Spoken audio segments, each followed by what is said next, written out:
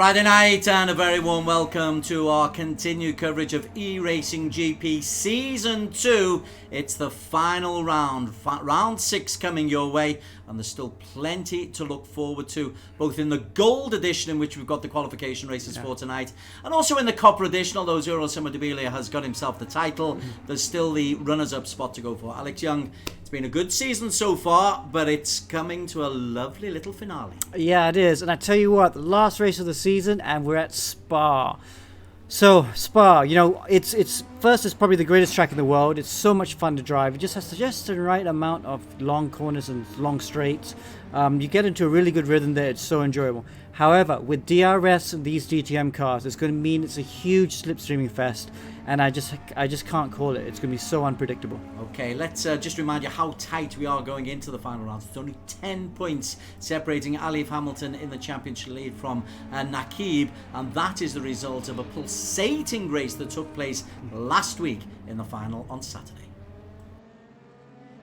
40 minutes of racing coming your way. Nakib gets off to a steady start. He takes Ayman Hazik along with him. Alif Hamilton drops in very nicely alongside Jason Tay and Kalen Chin into P5. We're on board there with Kalen Chin. He's got Tadashi and Inigo Anton alongside, and also Andy Karama, who I'm delighted to say, I'm sure he's relieved, has got off to a good start. Alif Hamilton, though, let's go on board with Alif. We've got 3 on-board cameras here, and that's the perfect steady start for Alif. You just need to keep Nakib in his sights, Alex Young. These guys are so many good drivers here. Ayman Hazik won his first race. He's got Alif now up to second place ahead of Nakib. Fourth place, Jason Tate, who had an excellent pole position yesterday. Generally, it has worked, and the practitioners are now becoming expert of when to operate DRS to its maximum. Yeah, so with DRS, there's such a big, strong effect from having the drag reduction system. You can see Kalen Chin's rear wing there. It makes the racing very different. You have to think about racecraft as Alif Hamilton goes by into the lead, and you have to think about peloton racing, almost like cycling. That is very true. But you can see Alif, isn't he? He's not concerned about mistakes right now. He's pushing. Look at that gap, both of them. And then Nakib's going with him. Alif is really trying to break the back here of the slipstream, trying to get the gap. Because if he can get that gap just for the pit stops, that could really suit him very well. Nakib knows this though. That's why Nakib was so aggressive to try and overtake Ayman into turn 1, because he wants to go with Alif. These are the guys who have been leading the championship from day one. Alif's been leading from day one. Nakib's been there or thereabouts, and they are really, really pushing now. Ayman Hazik can almost see them disappearing. It's just over a second. Ayman Hazik, or the back to the fight for the lead in this race. Nakib uses the DRS and he drags by just at the right spot, and he will have DRS for the rest of this lap. So if he's perfect for this lap, who knows, maybe he can break. Oh, he's made a mistake though. That's not what he wanted to do. He's made a mistake. And he's ruined his chance of breaking away. Wow, even the top boys make mistakes. We mentioned the mistakes might be crucial. And Alif, well, that's him losing the position. And then, hopefully, this replay will stay long enough and we can see how he wins it back as we focus on the left-hand screen on the live action. We're about 20 seconds behind the live action. And there is the Nakib error. 4 tenths up. Is that enough to hold the lead for one more lap? That is the big question. I don't think it is. Alif Hamilton's just going to stream on by into turn 1 and takes the lead. The Singaporean back into the lead. For Hamilton, this would be the perfect time to pit, I feel. And he thinks about it, but decides to stay out for one more lap. Now through this left-handed double left. Whoa, what happens now? You know, Alif's got a big gap. He might decide to stay out another lap then. If he can... Oh no, they both decide to pit, strangely enough. So then, Tadashi comes in as well. Kalen Chin stays out, and Kalen Chin goes into the lead. Big gamble by the young fella. And looks like he's going to be changing front and rear tyres. So that's good. DTM cars are really hard on tyres, so you need to change both axles. So Kalen Chin, let's just see where he is as he's into the pit lane. He can just take a rest and a little bit of liquid on board. So Kalen Chin was the race leader. He was 3rd place when Nakib and Alif Did it? Let's see where Alif is. Well, they come past. It's going to be Alif and Nakib, who I think have extended their lead over Kalen Chin. Alif Hamilton leads, but look at this. Nakib has got DRS, and oh, there's a little bit of a back marker there, and Nakib had to back off on the move. I don't think he's really going to use it, or is he going to accelerate? Yeah, he may well accelerate over the start-finish line to take the lead.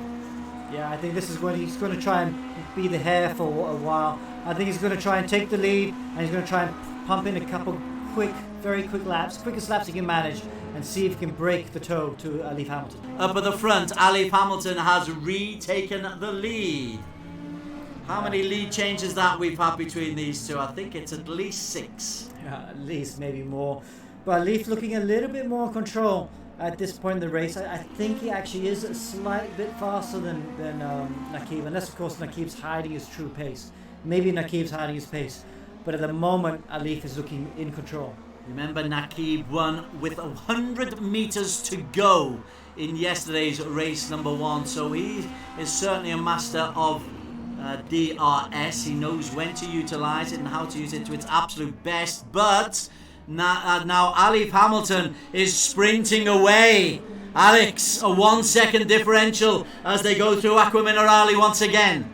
Alif has tried really hard to try and make this gap permanent, but Nakib is just not giving up, and he's just outside. Kalen's lost his P3. Yeah, Iman's back in front now. He's obviously used DRS to good effect there. Kalen also looking in his rearview mirrors as well as he goes through these corners. He's got the 2 left-handers, Rivatsa, to go through. I'm sure he'll negotiate it. And Alif Hamilton, a masterclass from the Singaporean. eRacing GP defending Global Edition champion. And he's going to go into the final round of the season with a lead. He's won here at Imola. A second and a half clear of Mohamed Nakib. Tadashi comes in P3. Jason Tay in 4. Head of Kalen Chin, who just holds off Ayman Haziq. But Alif Hamilton, Alex Young, if we go on board, we'll get a little celebration. And it's only a little celebration. He knows there's still a lot of work to do. Yeah, look at the relief in his face. So he knew he needed to win today. Alex Young with the final word, Alif Hamilton with the lead. Now then, you look at this standings, and Alif Hamilton in the overall, take all 5 rounds so far, he's got a lead of 17 points from Naki Dazlan. And Dikarama had a nightmare last week and really is out of contention and is actually struggling to hold on to P3 from Josh Perwin. However, in the standings, as we're about to see, you're allowed to lose your worst round, and if that's the case, then Nakib is just 10 points adrift of Alif Hamilton for the second Season 2 title of eRacing GP Global Edition. Alif, of course, is the defending champion. Okay, Alex Young alongside me. Alex, a quick reference to last week because Nakib really had a very good weekend. Although Alif won the race, Nakib has proven that he has got the mettle to actually take Alif's crown. Yeah, and if he hadn't, Nakib started a bit slow in the first couple of rounds. You could see he was getting used to the DTM car, not really sure how to use the DRS. So he was in positions to win, especially in the final, but he didn't quite do it. Oh, big crash there by Rama. Obviously trying to take Eau Rouge, the famous Eau Rouge corner, flat. Didn't quite work out. So Nakib paid the price, I think, the first couple of races. Didn't get the results he should have. He was a bit maybe naive with how to use the DRS. However, though, he's coming on strong right at the end of the championship. Okay, you just mentioned the famous Eau Rouge corner. We are at Spa-Francorchamps. Let's have a little circuit of the famous Belgian. It seems to be going on for centuries.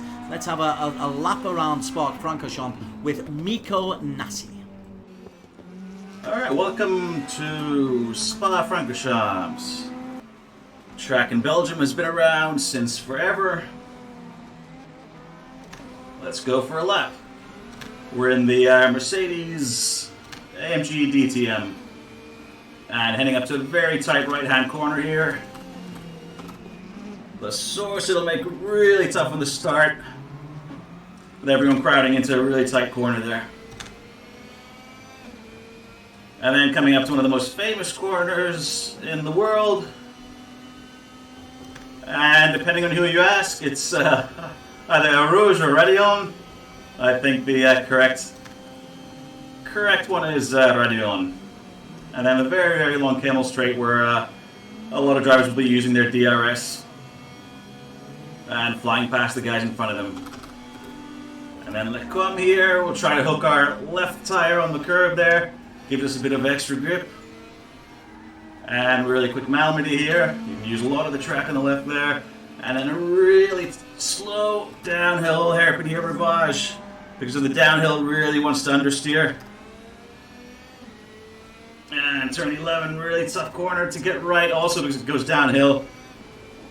It's tough to time correctly. And then really quick entry here for Pouan. Just keeping it on the track, controlling it with the throttle. And another right-left section here.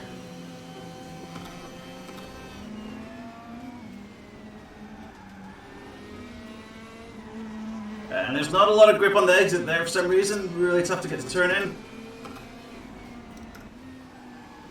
Turn 13, and then a really, really long full throttle run here. And this will be another favorite DRS spot, but also a risky one with these two corners coming up. Should be pretty easy to go DRS through here, but the second one here, it's full throttle, Blanchimot, very easy to lose control if you keep DRS open there. And then finally, the bus stop chicane to end the lap. Missed my apex there a little bit. And then really careful on the throttle exiting the final corner. And that's a lap. Mikko Nassi there taking us around Spa-Francorchamps. It's very much a driver's circuit, Alex. Yeah, it is. And Mikko was very quick. If you notice at the very top, he was the fastest qualifier in the weekly leaderboard leading up to this race. So he's showing some very good form coming in. It is very much a driver's track.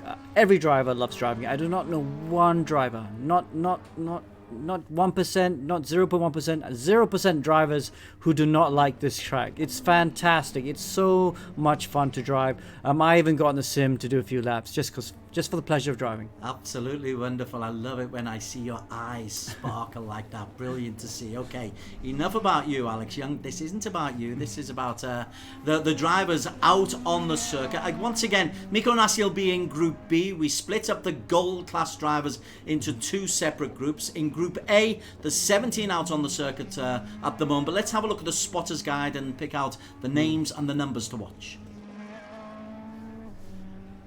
Jacques Siswoyo, always quick. He's out there just at the moment. So Josh Byrne, that looks like. Is that right? Yeah. No, that's wrong, mate. I got the wrong spotter's guide out. I have made a boo-boo. Don't worry about that. So we'll just call up one or two of the names. Jason Tay, Rama Danindo, Ryan Keith, Melvin Moe. Kalen Chin is on that particular group.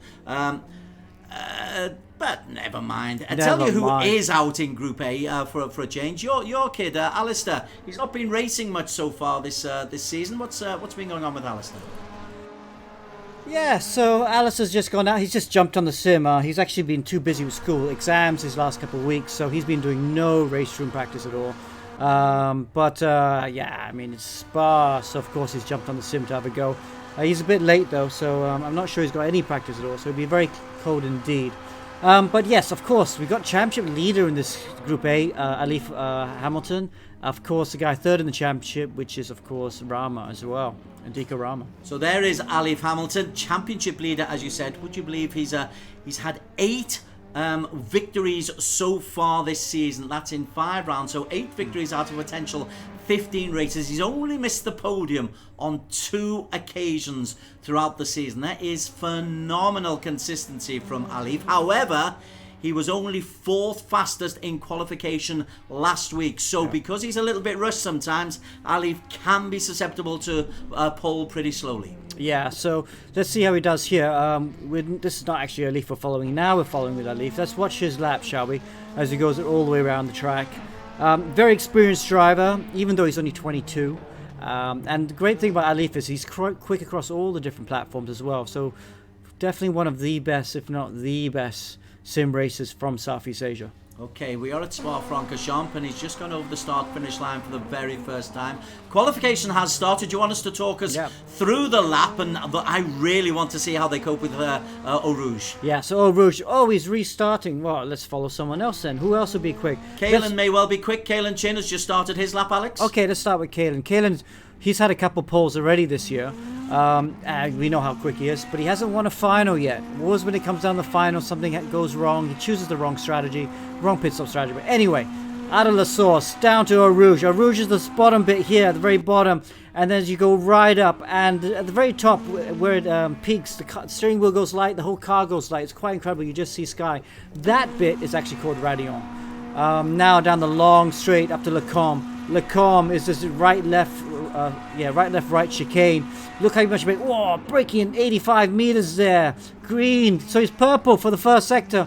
Nice small dab on the brakes. Should be braking this one. Oh, it looks just about right. Good exit at Le Combe. Now to this hairpin. Always getting the rears locking sometimes through there. It's very hard to carry speed because then you get lots of understeer in the middle of the corner. He looks to be getting it just right. Now this left-hander, we never have a name for it, but we call it turn 11 really, I guess. And now down one of the most famous corners on the track, Pouillon. He didn't brake there, did he? No. It's just a lift. That's how fast it is through there. That's incredible how quick the DTM cars are going through there. Now this corner, I always call it Biff Baff. Its name's changed over the years. I don't know what it's currently called, but it's always been Biff Baff to me because you just kind of left, right through there. Or right, left in this case. Now this corner, very important corner. It leads onto the back straight. Oh, too much curb there, I think. It might have cost him. So if you make a small mistake there, you lose time all the way down this long straight. Fastest through Sector 2 though, Alex. He is fastest through Sector 2, but I wonder if there's a bit more time to come. We shall see. All the way flat through Blanchimont, this left-hander here, easy flat in a DTM car, although not when the DRS is open. I tried it going flat through there without the DRS open, and I went off big time. Now the bus stop chicane. Spot your braking, spot your turn in. Oh, that looks tidy. Must be tidy through there.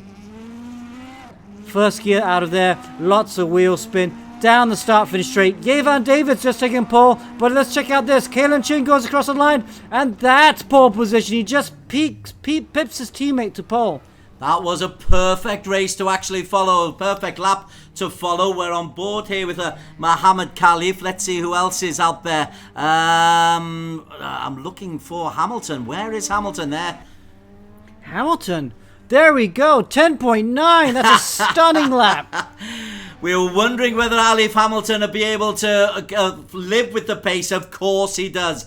This is Alif. He takes every challenge in his stride. Inigo Anton is often very quick.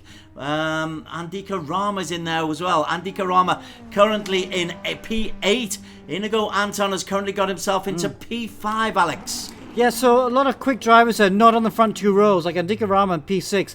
7/10 down, so I think he must have had a scrappy lap. Yeah, so that's a shame for Inigo Anton. Sorry, for Andika Rama.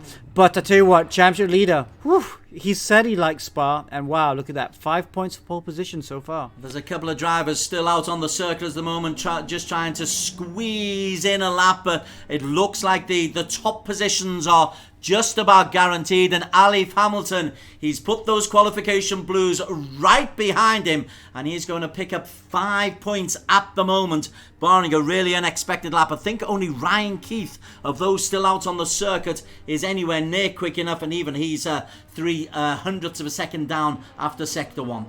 That's how it looked though. Now sector 2. See what he does. What sort of lap time does he pull through sector 2? There's only 20 seconds of this session remaining. Oh, we don't see if he's gone quicker or not. I'm not sure if he's going to have enough time to get across the finish line. 15 seconds remaining. But yeah, very, very interesting indeed. Let's have a look at closer look at the graphics now. Yeah, the full screen. Alif Hamilton fastest. Jason Tay from Singapore on the front row of the grid. Kalen Chin and Yevan David, who's really improved on the second row. Inigo Anton and Andika Rama, who really is looking to get some points. He can't win the title, but he can lose third place. He will be desperate to see what he's able to do. Okay, so exciting. So this is Spa. If you're new to the DTM races, when you watch us, these cars do have DRS. DRS means when the rear wing slants back and you lose downforce, you lose drag.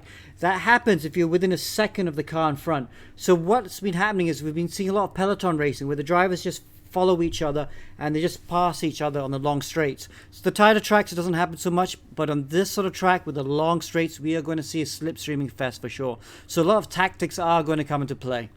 Alex Young and Des Corkill in the commentary box for the first of these two races. Drivers are out on the circuit. We are all just about ready. Alif Hamilton in the yellow on pole position. Alongside him is Jason Tay. We'll go behind with Andika Rama on P6. Alif has got off to a good start. Also, Jason Tay has been taken along. Alif leads into the first corner. Andika tries to get inside Yevon David.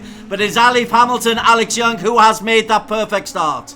Really good start. Perfect getaway from here. Now as they come down this short, well, medium is sort of straight down to El Rouge, famous corner, most famous corner. Look how much it goes uphill. And when you with a really good sim rig, the steering wheel actually goes light as you go through there, just like real life. Wow, Kalen Chin has made a good move and is trying to go on the outside. Alif is holding the inside line though as they come into corner number 7. Kalen takes a big gamble and Thule Combe takes the lead, the young Australian. What a move there. I'm going to just see if I can get some of his visuals up later on, but that'll be later on perhaps. Yevon David has been dragged along into P3. Jason Tay, who was on the front row of the grid in P4, as Yevon has a little moment, holds on to it. But Kalen Chin, that was a really aggressive move there as they come round Pujon on the end, well, midway through the first lap. 20 minutes to go. Lot of racing still in hand. Let's go on board with Inigo Anton, see how he is coping. And he's just on the back of that train of 5.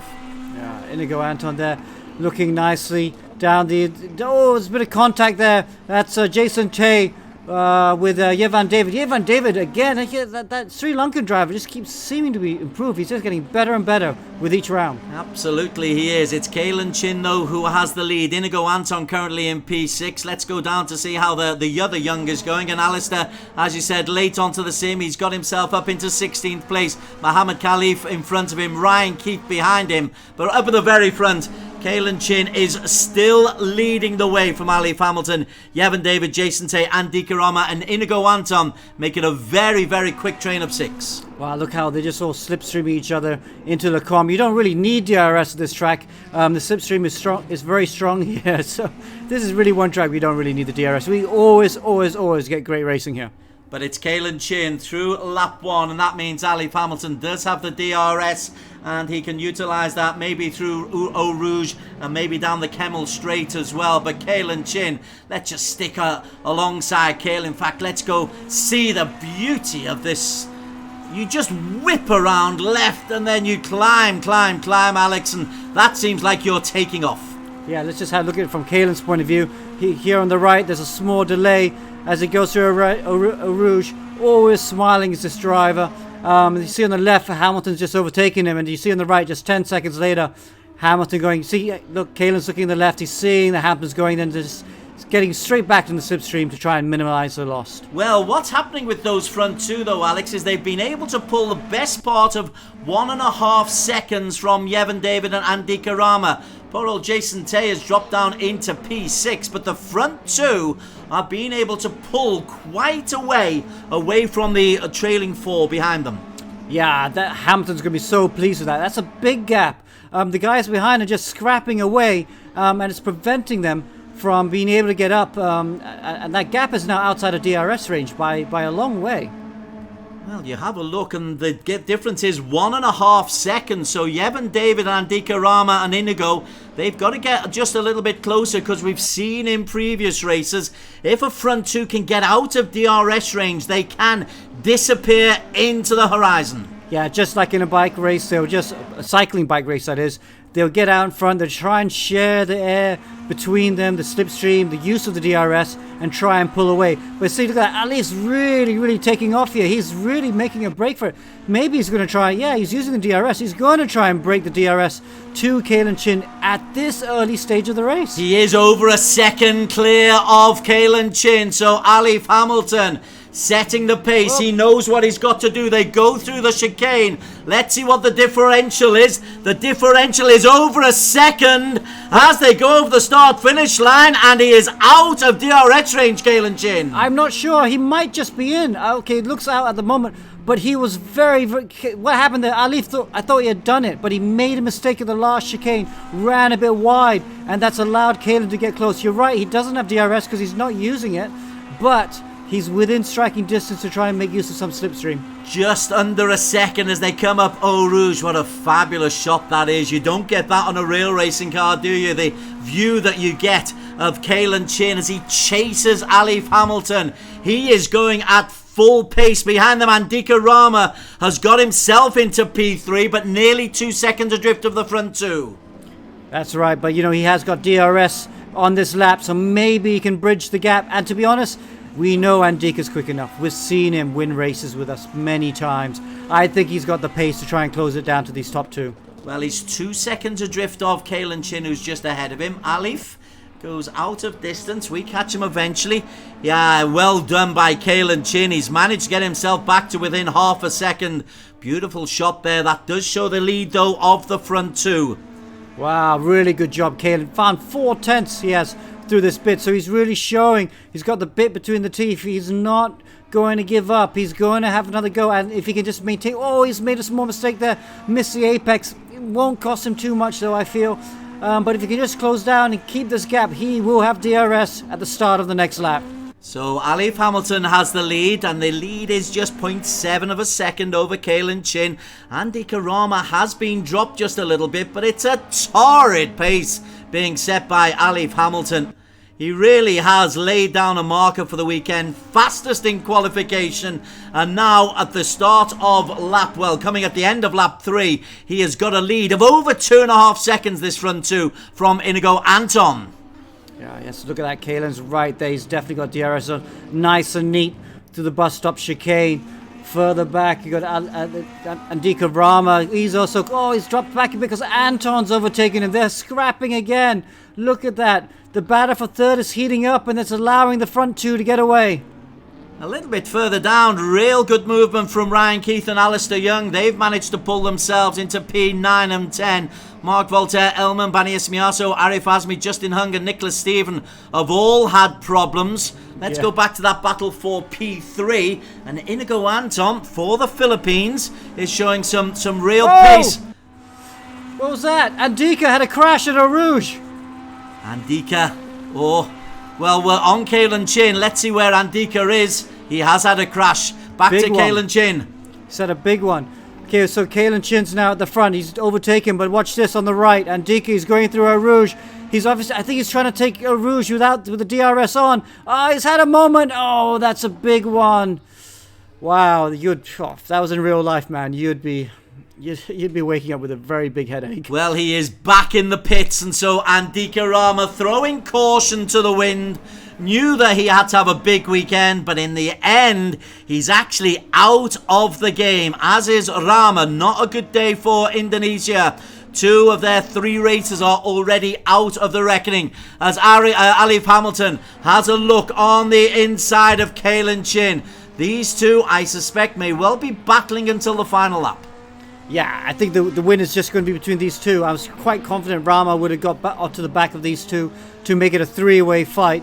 But as it is now, wow, it's all changed around, and now it's going to be between these two. So I tell you, for Hamilton's championship fight, though, if he gets full points over these 2 points, these 2 races, that's going to be so big for his championship. Certainly is, but he's got to get past Kalen Chin first. Jason Tay is leading the best of the rest, but you can see he's a full corner behind. That is a very dispiriting view if you're Jason Tay, because it's 2.5 seconds adrift. Yeah, it's going to be too hard, I think, for Jason. They're not going to give up their proper races. Jason Tay is actually teammates with Alif, so he will try to see if he can get a bit closer, maybe even help out his teammate in the last couple of laps if he can. So 1 and 2 are Kalen and Hamilton. Again, I love this shot as they come down the hill into Eau Rouge. This is where Andika Rama went off on the last lap. Didn't go off. He smashed into the wall up at the top of this hill. Nice and clean through there now. Look at that DRS. That rear wing tilts back. Wow, so it's quite interesting. These two have really made the break, so good for them. Good for their championships. And look, Hamilton's going to have another go. Hamilton, he's going to try. What he did earlier when he was in this position was he pushed really hard on this lap to try and break the DRS. He was unable to do it because he made a small mistake at the bus stop chicane at the very last corner. So maybe now, if he can be perfect, he can try and do it. Well, having taken the lead, he's edged out to 0.6 of a second clear of Kalen Chin. Jason Tay and co are being dropped. They are a full 3 seconds down. Alif, as you quite rightly say, is trying to make a move, but Kalen, credit to him, you forget how young Kalen Chin is. He is hanging on for grim death just at the moment. The lips are pursed. It's not the smiley, happy Kalen that we're used to seeing on Twitch and Facebook. Just Twitch this weekend. Kalen has got to hold on, Alex. Yeah, he is. He knows this is very important. If he makes one small mistake, Alif will be out of DRS range and maybe even gone.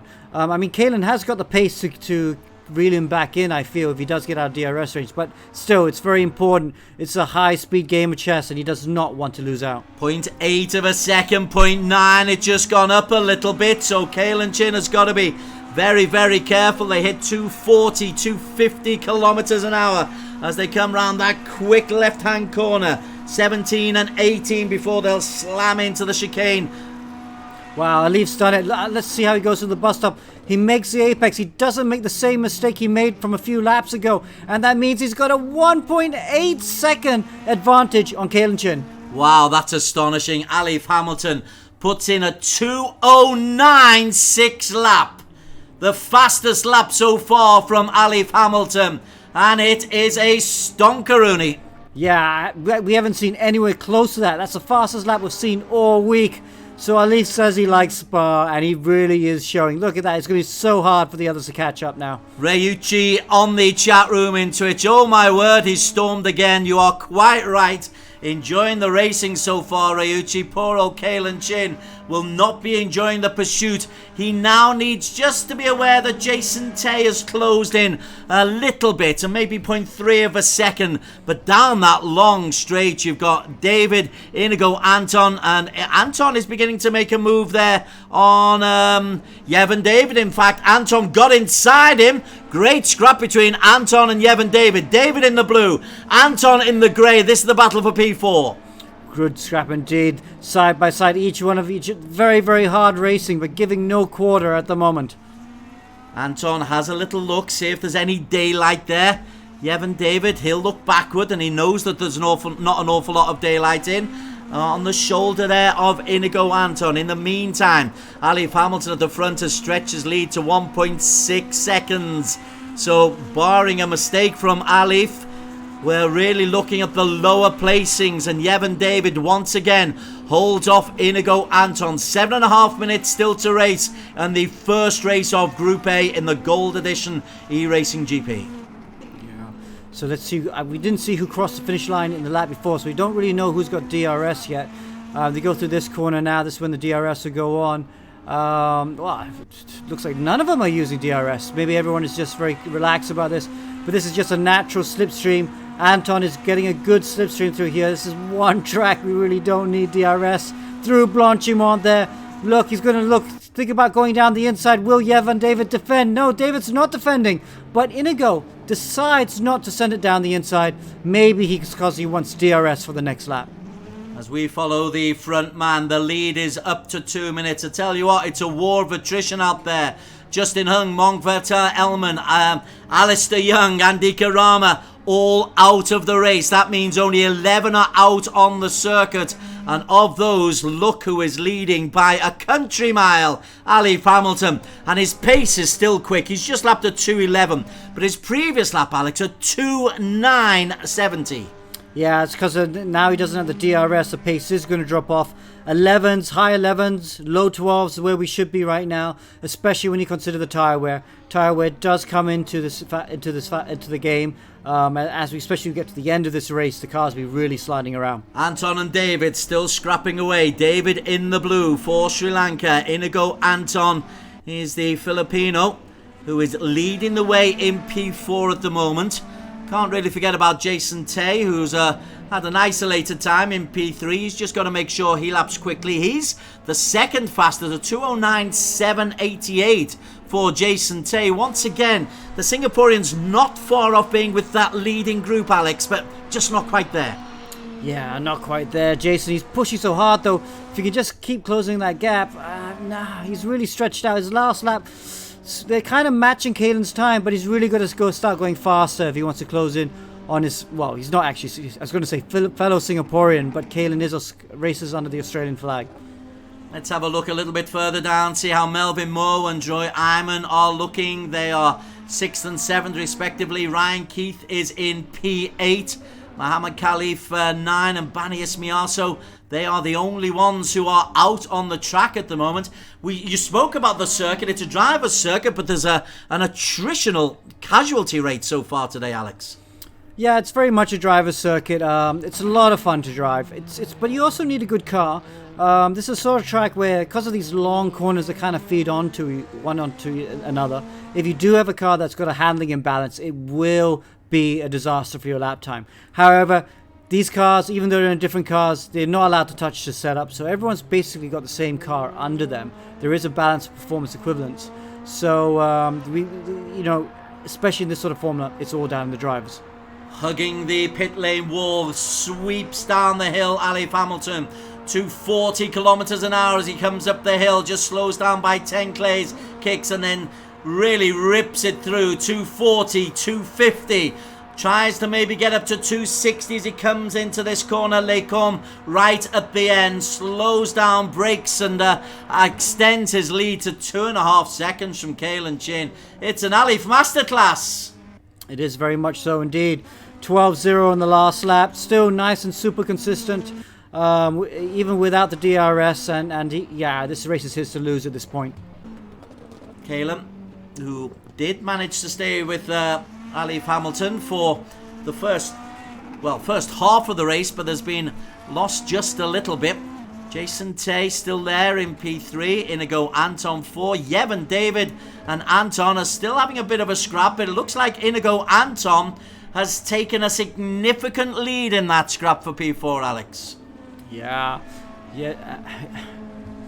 Anton there looking good. It's nice to see him up there. I don't think we've seen him finish in the top 4 in a DTM race here in Season 2. So this will be a really good reward for him if he can hold on to the end. Inigo Anton did get he got a podium place, 2 podium places this year. 20 points at Imola last week in the first groups, but otherwise he hasn't quite been at the pace. He's not on a podium here though at the moment. He'll need Jason Tay to capitulate quite significantly or something extraordinary to happen to Alif, but nothing's going to happen there. Not with only 2.5 minutes to race, Alex.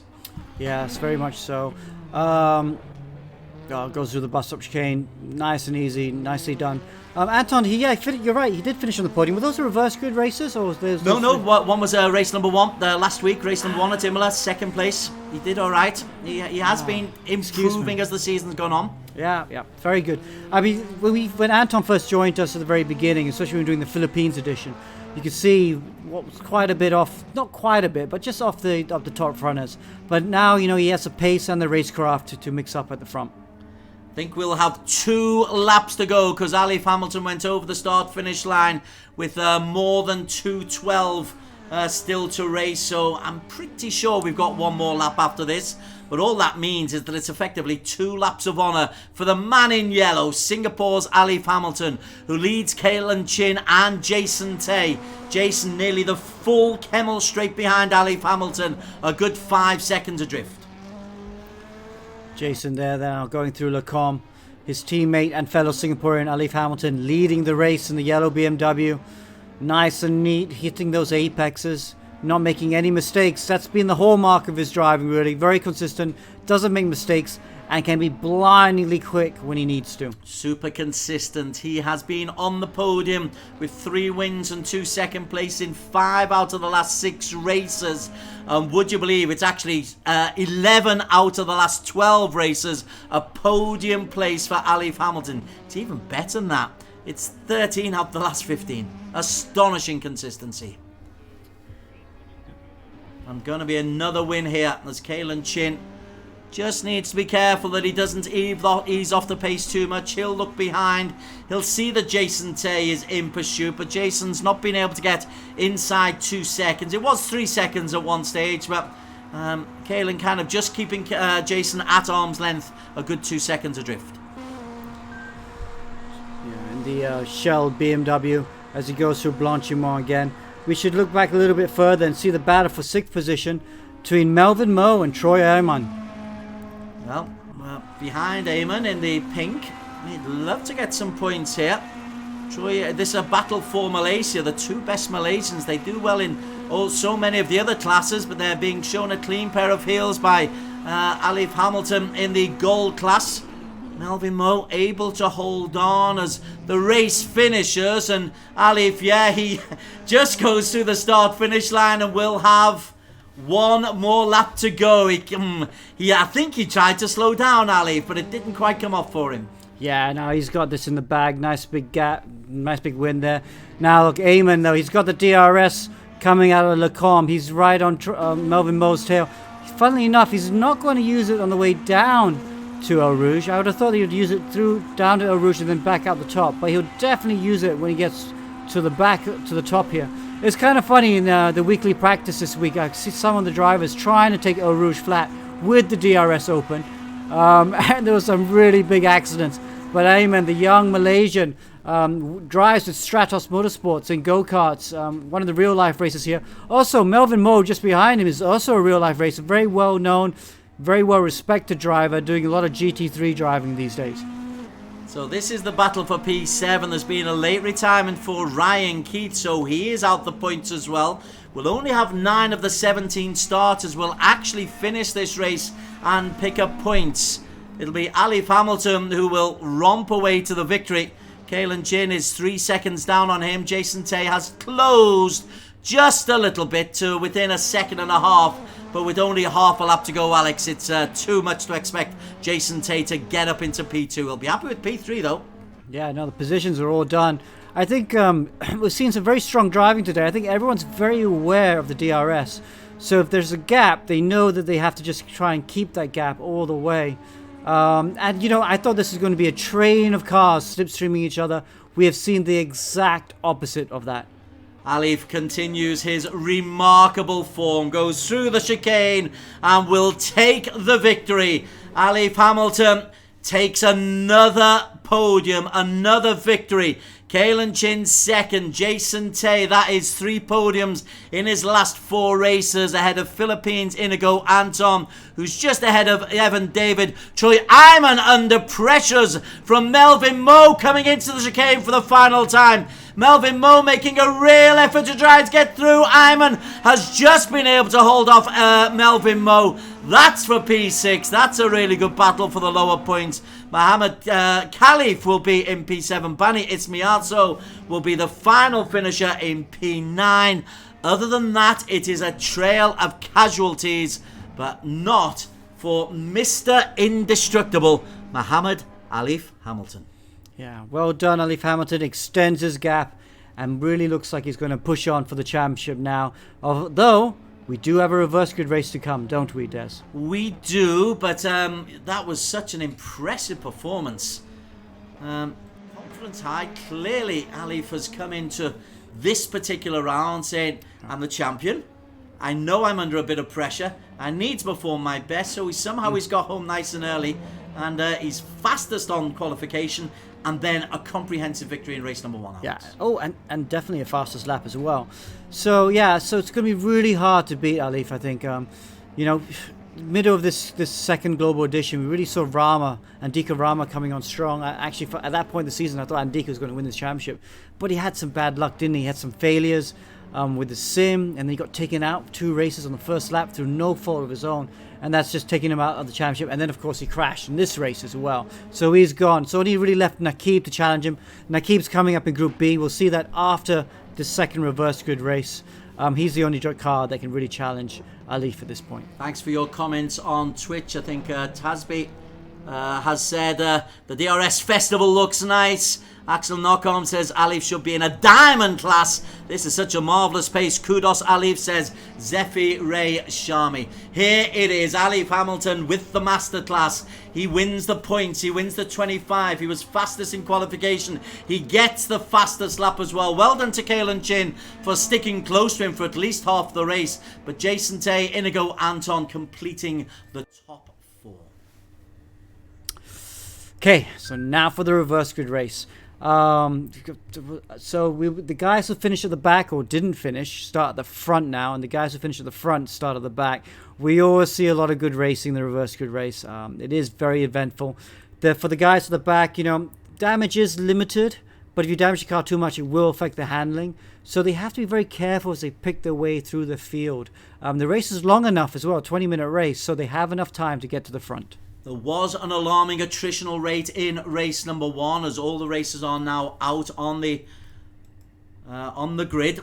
The red lights go off, and it'll be Rama Danin who's on pole position. And guess who's alongside him? Andika Rama. Let's stick with Andika Rama. He's got off to a fabulous start. Has the Indonesian 0 points in race number 1. Andika Rama first into the first corner in race number 2. Alistair Young in P5 at the moment going down. And Alif Hamilton, Alex Young, if I tell you, he got himself up to P14. Where's Caelan Chin? You're on board with Caelan up into P10. He got involved in that mess at turn 1, and now he's right at the back. But that's been great for championship. Whoa, Caelan Chin then gets controls. An amazing slide. Let's watch him on board. Whoa, look at his face. I don't know how he survived that. That should have been in the wall. Look at that. Very relieved young Singaporean there. Up at the front though, it's Indonesia 1-2. Andika Rama and Rama Danindro are leading the way. Arif Azmi and Mark Voltaire Elman in P3 and P4. This front 3, Alex, have got themselves a good 2 seconds clear of Melvin Moe and co. And I tell you what, guess who has made a move up into P5 already? Alif Hamilton. The boy means business. Oh yeah, really good job. Really good first lap. I think got very lucky with that first corner with everyone kind of parting the sea for him. But he made full use of that, and now he's up with his team boss, Melvin Moe. It's team boss of a Legion of Racers that Alif races for. So I can imagine Melvin will be very helpful over these next few laps. Up at the front, let's quickly look in at Andika Rama before we go back almost inevitably to Alif Hamilton. Well, Melvin Moe isn't making life easy for him. Maybe he's acting as a pacemaker.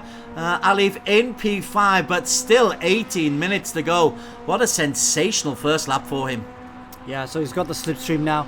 Will he overtake Melvin at this point? I don't think so. I think he wants to. He's actually pushing Melvin along, trying to encourage him to go, don't push him too hard or you'll put him in the barrier. Melvin gets out the way. Will Alif then go for the lead to the inside? Oh, he does. He does take the lead as he goes through the bus stop chicane, and that will allow him to start lap 2 in front. He's outside of DRS zone though at the moment, so he does not get DRS zone as he crosses the line, but I'm sure he will close the gap to Asmi and get DRS zone on the next lap. Andika Rama it is who's got himself in the lead, and quite a healthy lead, Alex. More than 1.7 seconds as he sweeps down towards Eau Rouge, and then he'll come up to the brow of the hill and Radion. And that is where he went off on the first lap. A little bit more control there. 245 rather than the 255 that saw him go into the wall at the top of that Eau Rouge corner. Yeah, so he's made it through.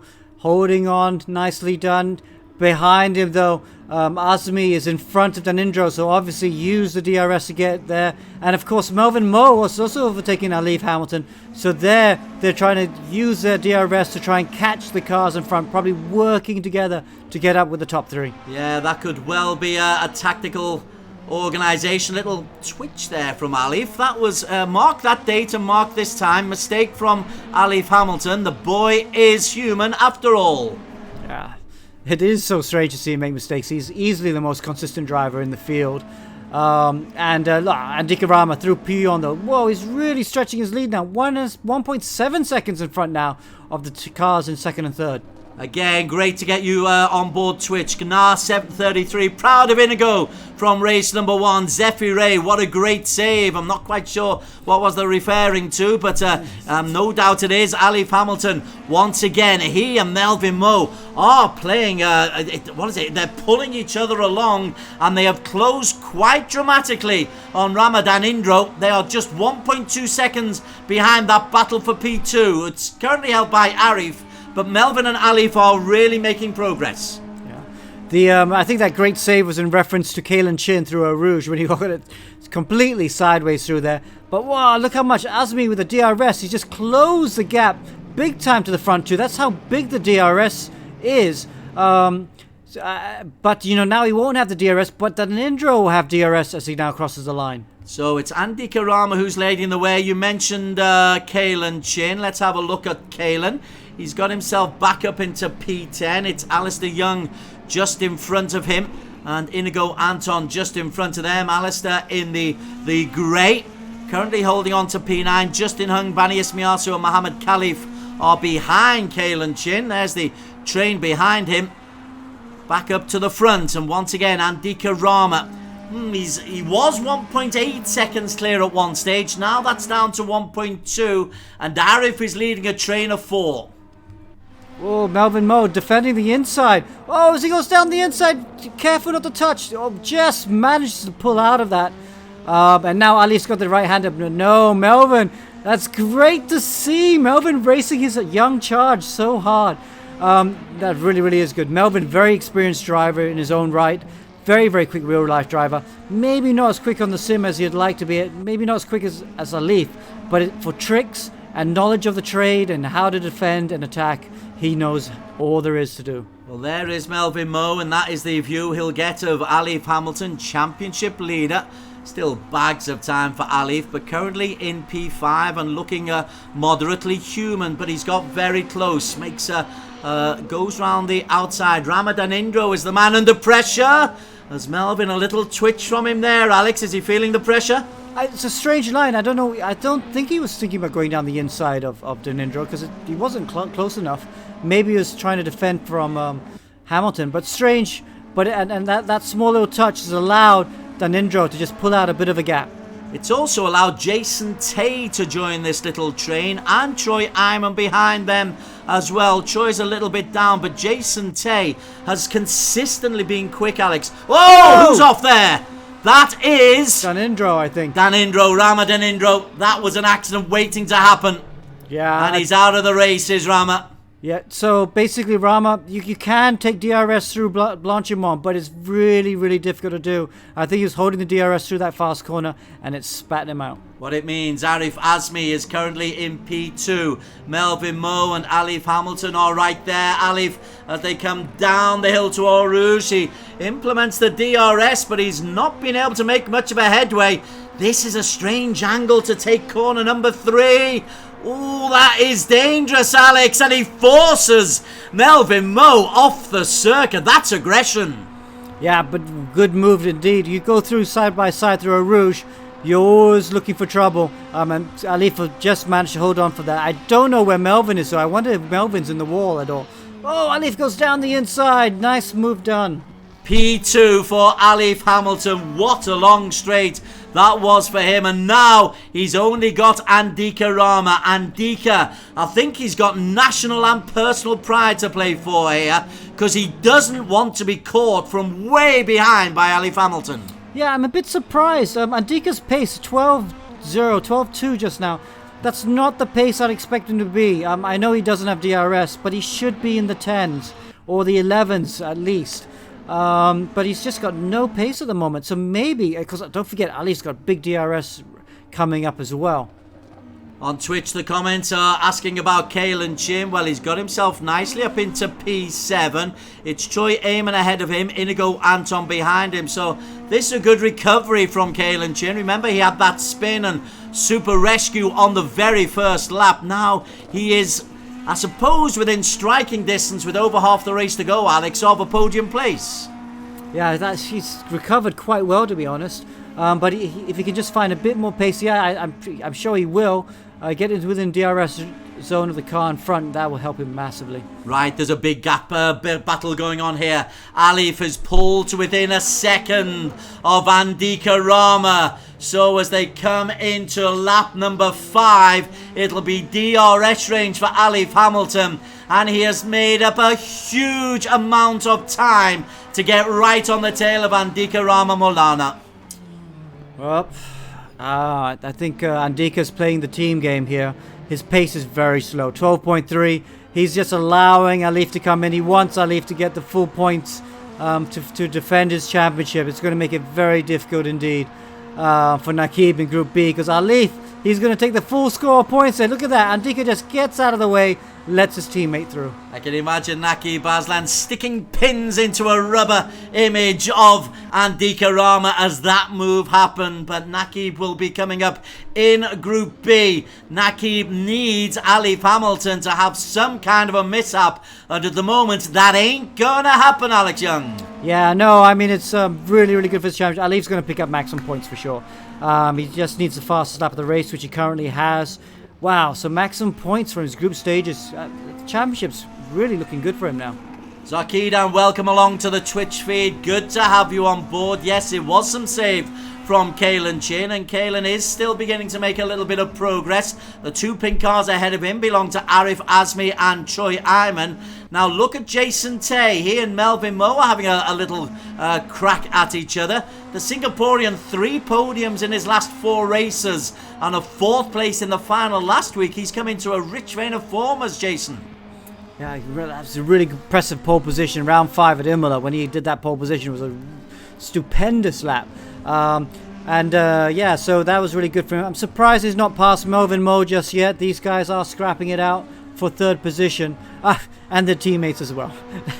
Jason Tay is also with Legion of Races as well. So they're all teammates at the top of this race right now. It's far too nice, Alex. You need to get a little bit of rivalry and hostility going in, but no hostility for Alif. I tell you what, he has taken 2.5 seconds on Andika Rama on this lap alone. A 2:10.1 from Alif Hamilton. It's the fastest lap of the race so far. Very nice indeed. That's it. Race in the bag with 8 minutes to go. Let's look at some of the action further down, shall we, Des? I'll see how Kalen Chin is doing in trying to get past Troy Iman.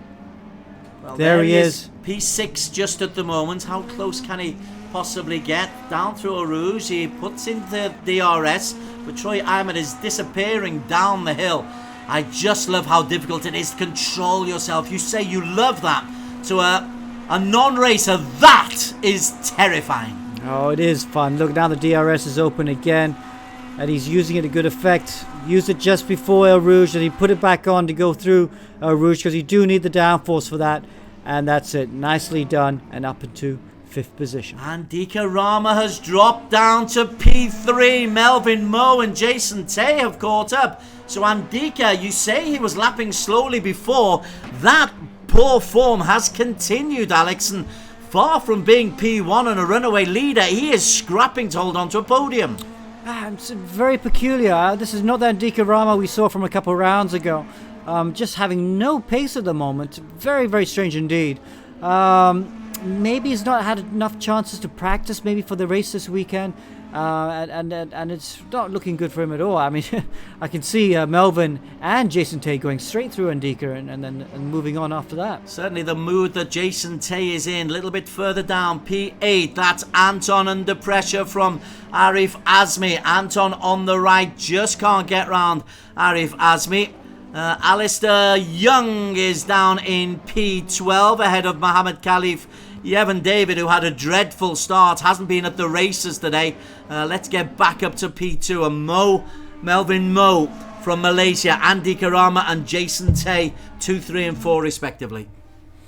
And Melvin using the DRS to good effect as he comes down to the last corner on the lap. The bus stop chicane. It also helps him edge a little bit closer to Alif.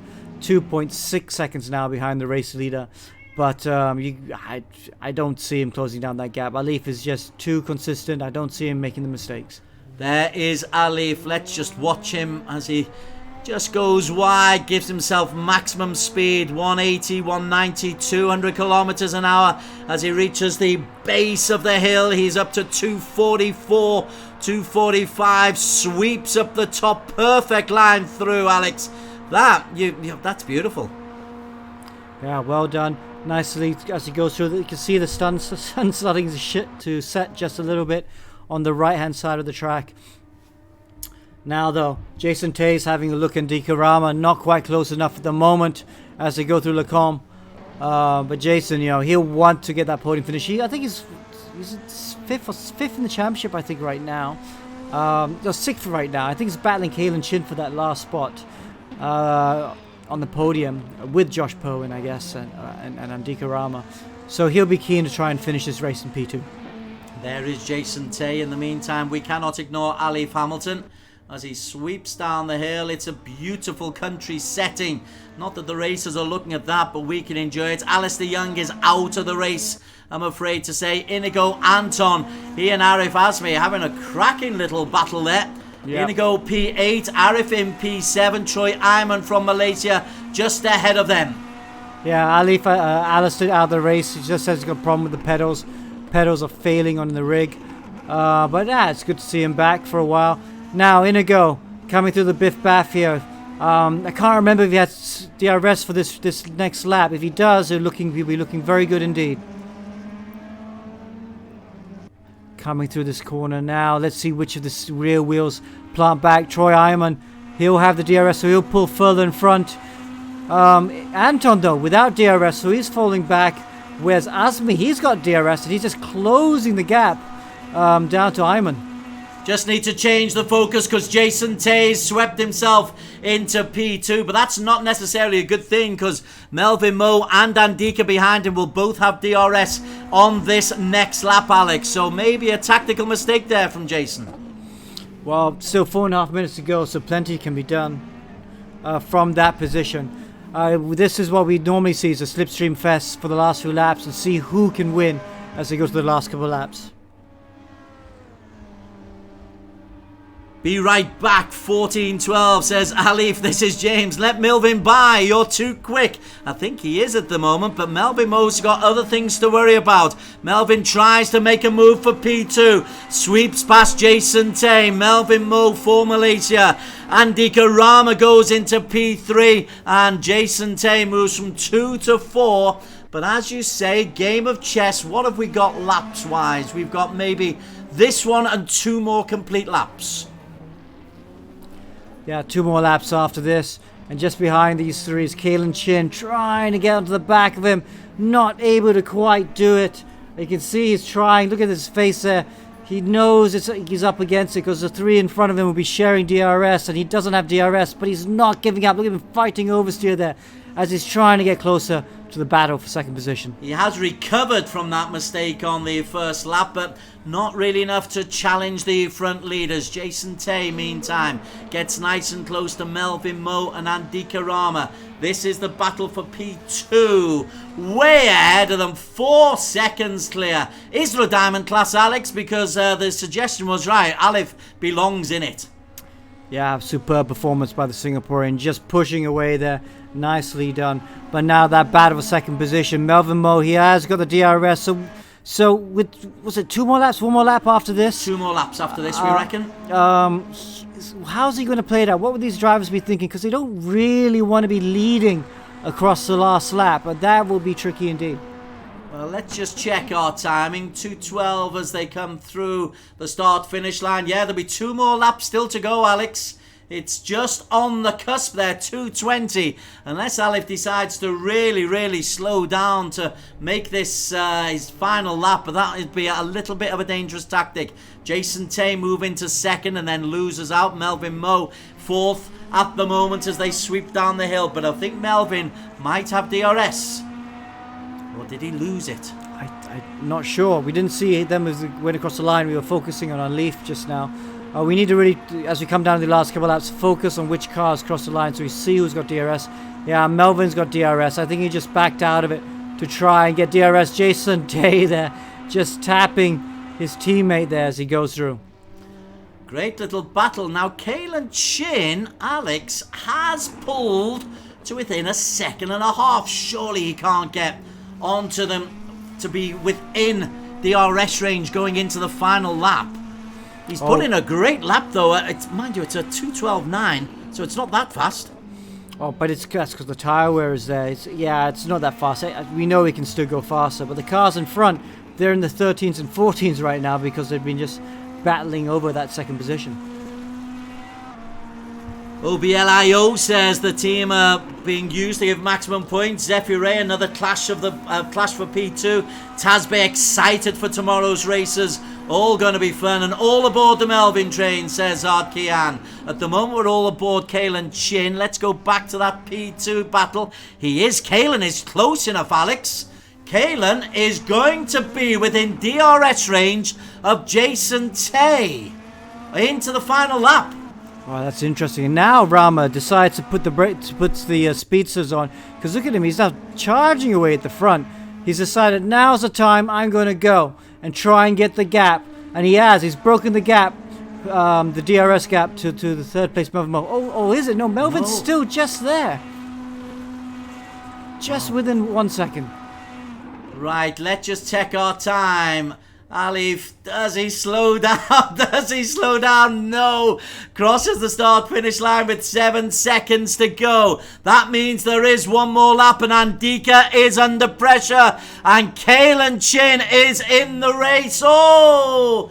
No, what has he had? He's had a slow down penalty, perhaps. That's Kalen Chin. Kalen. Oh, maybe what's happened? I don't know. Maybe a slow down penalty. He's accelerating now. But, that's him out of the battle for second position. Oh, so Kalen loses out. Oh, no, says Zephy. Jason Tay, in meantime, he looks on the inside of Melvin Mo. Malaysia versus Singapore. Andika Rama still holding that lead ahead of them. But Andika Rama under real pressure. Tay goes around the outside. Melvin defends. Andika will be loving it that these two are slugging it out. Andika there, though. I was just watching Andika as he went through Lacombe. He did not seem to be putting the car on the right piece of the track there. He's very, very conservative as he's driving right now. So strange to see the previous championship rival not showing the usual pace that we've come to expect from him. Wow. Kalen is dropping down, 14 seconds down. Alif Hamilton is still leading the way. Jason Tay makes a move perhaps on Melvin Mo. This is for a podium place, and Jason has picked up podiums in three of the last 4 races, looking to make it 4 out of 5. So it's not over yet, though. They are still close enough. Oh, no, if Jason's going to fight him like that, that's it. Second place is gone. That's it. Andika Rama's going to hold on to second position, and now it's just a battle for third position. I don't think that was the right move to do, Jason, because you've lost the position, but more importantly, you messed up your exit onto this long straight, and it's allowed Melvin Mo and Andika Rama to get further in front. Alif Hamilton, meantime, has his own race. Diamond Geezer, Diamond Class, Diamond Victory, maximum points for his weekend. Alif Hamilton wins it and gets fastest lap again. That is perfect. Andika Rama second. Melvin Mo wins that battle ahead of Jason Tay for fourth. Kalen Chin limps home in fifth ahead of Troy Amon and Azmi Inigo, Anton Hung and Ryan Keith completing the top 10 and the point scorers. But Alex, you cannot get a more perfect weekend than that, or a perfect qualification than the one that Alif Hamilton has just put in. Over to you, Naqib Aslam. Very much so, isn't it? That was an incredible race to watch. Not as exciting as the normal race we get, but still very, very good to watch. What do you think, mate? What shall we show now as we get ready for the Group B? So we have got, excuse me, I've got to put my glasses on, Jen. 7:55. It's pretty tight. We just need to change the server. I think we ought to go for a fastest lap just to walk us around the Spa-Francorchamps. But we had Miko Nassi, who's racing in this Group B. He's going to take us through a fastest lap. Is that really? We've got 30 seconds. All right, welcome to Spa-Francorchamps. Track in Belgium has been around since forever. Let's go for a lap. We're in the Mercedes AMG DTM. And heading up to a very tight right-hand corner here. The source, it'll make it really tough on the start. With everyone crowding into a really tight corner there. And then coming up to one of the most famous corners in the world. And depending on who you ask, it's either a Rouge or Raidillon. I think the correct one is Raidillon. And then a very, very long camel straight where a lot of drivers will be using their DRS and flying past the guys in front of them. And then let come here, we'll try to hook our left tire on the curb there, give us a bit of extra grip. And really quick Malmedy here, you can use a lot of the track on the left there. And then a really slow downhill hairpin here, Rivage, because of the downhill really wants to understeer. And turn 11, really tough corner to get right, also because it goes downhill. It's tough to time correctly. And then really quick entry here for Pouon. Just keeping it on the track, controlling it with the throttle. And another right-left section here.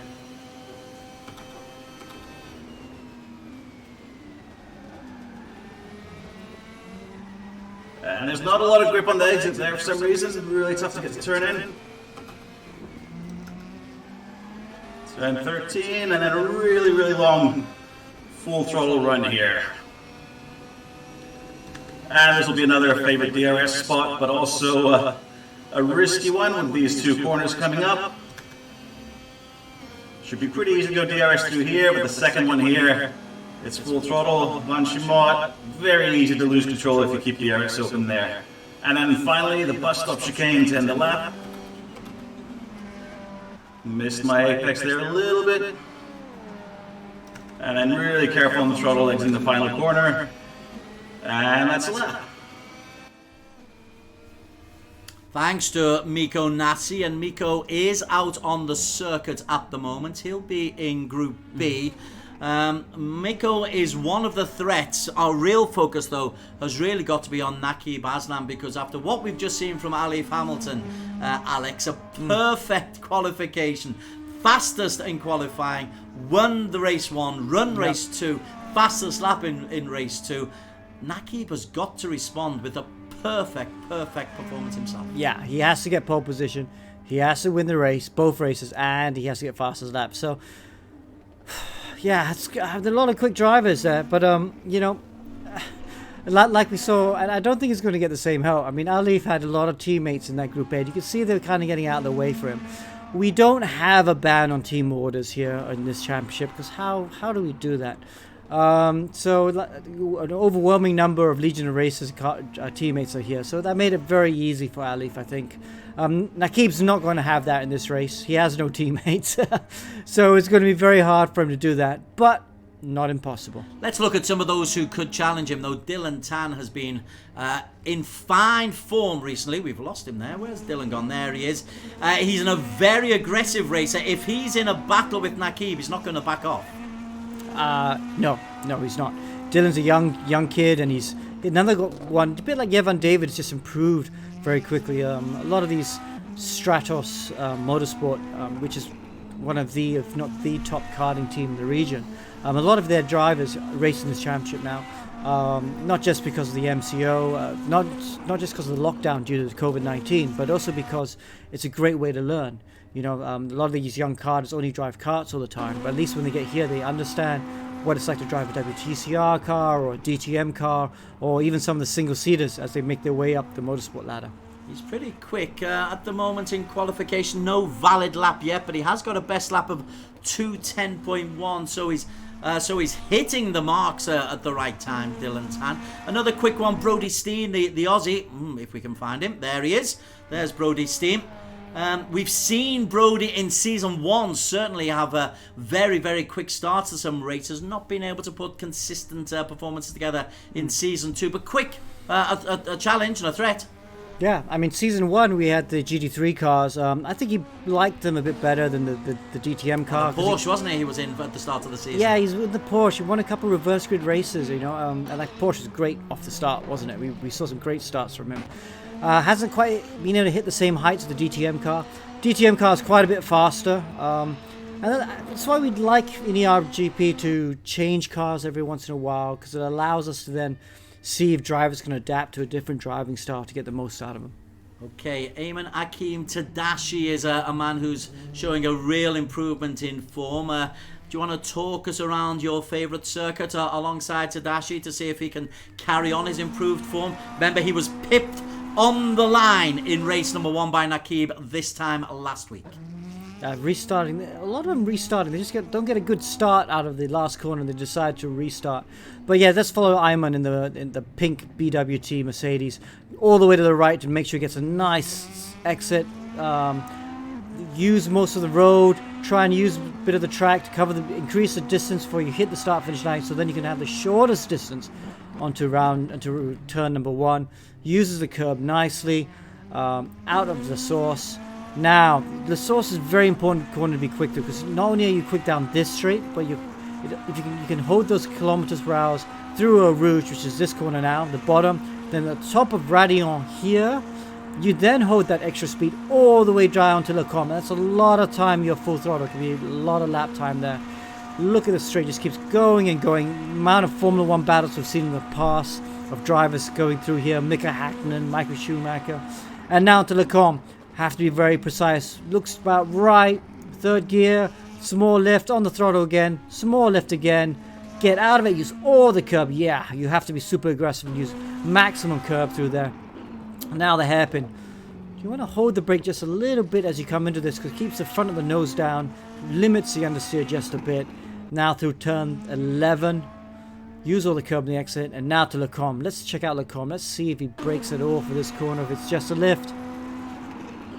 Ooh, a tiny break as it goes through there. Some of the others will just be lifting through there. Uses all the road in the exit. 5th gear through Le Combe, up to 6th, then for Biff Baff. Braking nice and late, nice and smooth. Ooh, yeah, Ayman's looking nice and clean through here at the moment. Use all the curb on the exit. Now, the last corner for the back straight. Needs to be nice and clean. Good exit there. Looks very good so far this lap. Looks like he's got everything under control. Nothing too crazy. Fastest through sector 1 and 2. Oh, that's Josh Poet. No. Oh, my apologies. You just changed drivers. My mistake. Tadashi, same colour. Same colour. So who's quicker? So 37.3 for Ayman Akim. We can see what Perwin has got down to. Perwin was a 37.7, I think, as well, wasn't he? So anyway, Ayman Akim, not much in between them at the moment. Ayman's going to cross the line, and this should be good enough to put him in pole. Brody Steen is pole position for now, but that's not a great lap by him. Dylan Tan goes pole, and look at that, Perwin. An 11.0 goes pole. Nakib does not get pole position. He needed pole position if he wanted to keep the fight to Alif Hamilton. Was unable to get pole. Perwin, is this his first pole of the year? I will check in just before the start of the race. I can't recall him being up there, but Nakib, there's the first disappointment of the weekend for him. Currently on the front row, but only in P2. And the danger that maybe a Brody Steen or a Luis Moreno might be able to get quicker with him. And Miko still out there. Let's see as Miko crosses the line now. Miko Nassi, we were riding with him earlier on. I'm surprised he's not taking the shortest distance to the finishing line. Crosses the line. And does he go up? Let's see what the points... Currently in P12. No time registered. No time registered. Oh, wow. Miko Nassi, disaster.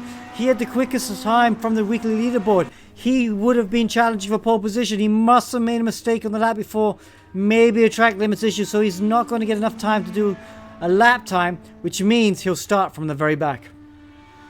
We've got a couple of debutants, Abel Wasir and Joaquim Garrido stepping up to gold. Dan Martin's also in there for the first time. But the Malaysians who have shown real improvement in form, Ayman Haziq and Ayman Akim Tadashi, they are on the second row of the grid. Yeah. And Nakib will not find this easy, Alex Young. No, very difficult indeed. Well, not very difficult. I mean, we've seen him win from the past, so we know he's capable of doing it. But yeah, long way to go. There's Daniel Martin in the Audi. But yes, not able to quite make it happen. Alright, welcome to Spa-Francorchamps. Track in Belgium has been a... Josh Perwin on pole position.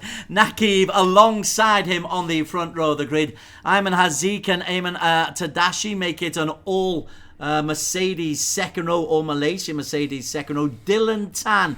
Do look out for Dylan. He can be quick. He can be a real problem alongside Brody Steen on the third row. Philippines, pride of Philippines, Luis Mourinho will be on the fourth row, second fastest. So, eRacing GP Round 6, Group B. We're at the gorgeous Spa-Francorchamps.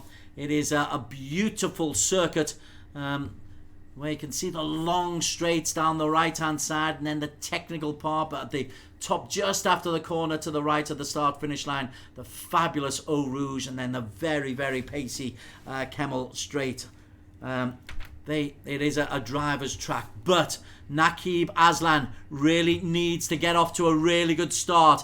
There he is in the blue on the left of the front row. Nakib, what kind of a start has he got? There's a problem right at the back where Abel Wasesa has had an issue, but Nakib has got himself into the lead. Josh Perwin drops down into P2. Josh tries to make a move on Nakib, but Nakib, having not been on pole, Alex, is then unable to hold on to that first position as well. We're behind Nakib. He's currently in P2, and Josh Perwin has recovered to go through Eau Rouge in first place.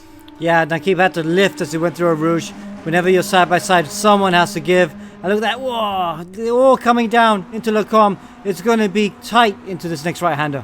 Luis Moreno in P6, and Nakib is currently in P4, feeling the pressure from Dylan Tan. Dylan loves a bit of contact. I know the true racers really do not appreciate that, but Josh Perwin, who we know can be quick, is the man who is in the lead. Yeah, he's in the lead. I just want to have a look at his car. It looks like something might have been broken. It looks like maybe the side mirror looks like it's hanging down a bit. I'm not sure if that's just maybe my eyes. Maybe it is my eyes. They look perfectly fine now. Perwin, it is his second pole of the season. He had one in round 1 at the Nürburgring. He's now added a second pole here. But the bad news for Nakib, he's in the front of those two blue cars. He is behind Tadashi and Ayman Hazik and Josh Perwin. And we thought this could be difficult. Miko Nassi's done a sterling job to get himself up into P6, having not set a time, and he's got himself ahead of Luis Moreno. So there's a train of cars, a train of 11 vehicles from 1 through to 11, separated by, barely 5 seconds. Yeah, Nassi there, really good first lap. You know, when you start at the back there, you really need to make sure you get a good first lap, because he has the pace to run at the front, and he's just off a second from the cars in front. But you know they're going to be scrapping through this last corner, and that's allowed Miko Nassi to ease up and get within DRS range. So Perwin will be leading. Ayman Hazik and Nakib are second and third respectively. We're on board with Nakib, but I think they'll be... that's Nakib. Dylan Tan in P5. Miko Nassi in 6. We're on board with Dylan Tan. Nakib's got ahead of him. So Nakib, when we go behind... we'll see if he's got the DRS. Nakib goes through Eau Rouge. Gosh, that is terrifying. Even as a simulator, Alex, I don't know how you can say that's fun. It is so much fun. It's like a roller coaster, Eau Rouge. And now Nakib in third position, trying to lead the gaggle of cars up to these front two of Azik and Perwin, who are trying to break the DRS gap. But there is a gap. Look at that. It's over a second between the front two and Nakib, Dylan Tan, Miko Nassi and Tadashi, who's had a bit of a nightmare. Tadashi's dropped down to P7 and will make another mistake there, which might allow Brody Steen to sneak through. But that's very un-Tadashi-like. That was very un-Tadashi-like. We should make a t-shirt of that. Hashtag un-Tadashi-like. But yes, drop back there. Was able to survive though. That could have easily ended up with him in the barrier. But he lives to fight another day. So Ayman Hazik is the man who has the lead. Josh Purwin is second. Nakib is trying to close that gap, but at the moment it's over a second. Dylan Tan and Miko Nasi in close proximity to Nakib Aslan. This is the battle for P4 and 5. The driver info, driver of the day, that's my mistake. Driver info tells you that Nasi is he's up to what, 240, 250 kilometers an hour. Gosh, it's quick, this circuit. Yeah, they reached about 250 twice a lap here. Once after Blanchiment, whoa, and Miko goes through that with DRS wide open. It's so hard to go through Blanchiment with the DRS open, but he just about makes it. As they go through the bus stop chicane, Nakib survives for another lap. He's still in P3, but I'm not sure he has. No, he does. He's just close enough, yes. Just close enough to Josh Purwin in front. So all the cars in front behind will have DRS as they go through Lecom. So this is worth keeping a close eye on. Right behind Nasi, you've got Moreno, Tadashi, Brody Steen, and Levecke. He's not too far away. So you've got 9 racers in a very, very fast-moving train, particularly as they go through Eau Rouge and once again up Radion. No changes there. Ayman Hazik, though, will be feeling the pressure from Josh Purwin. And indeed, Purwin will go through into P1. Won't be the last of the overtaking that we see on this 15 minutes still to go. No, it won't be. It's very, very... this is what we would normally expect here at Spa. We expect a stream of cars, all with DRS, and just overtaking galore.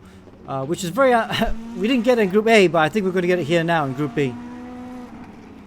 Go Philippines, says JS Navarro, welcome. Dylan Tan, there's a little bit of chatter on Twitch about Dylan, maybe shouldn't be qualifying.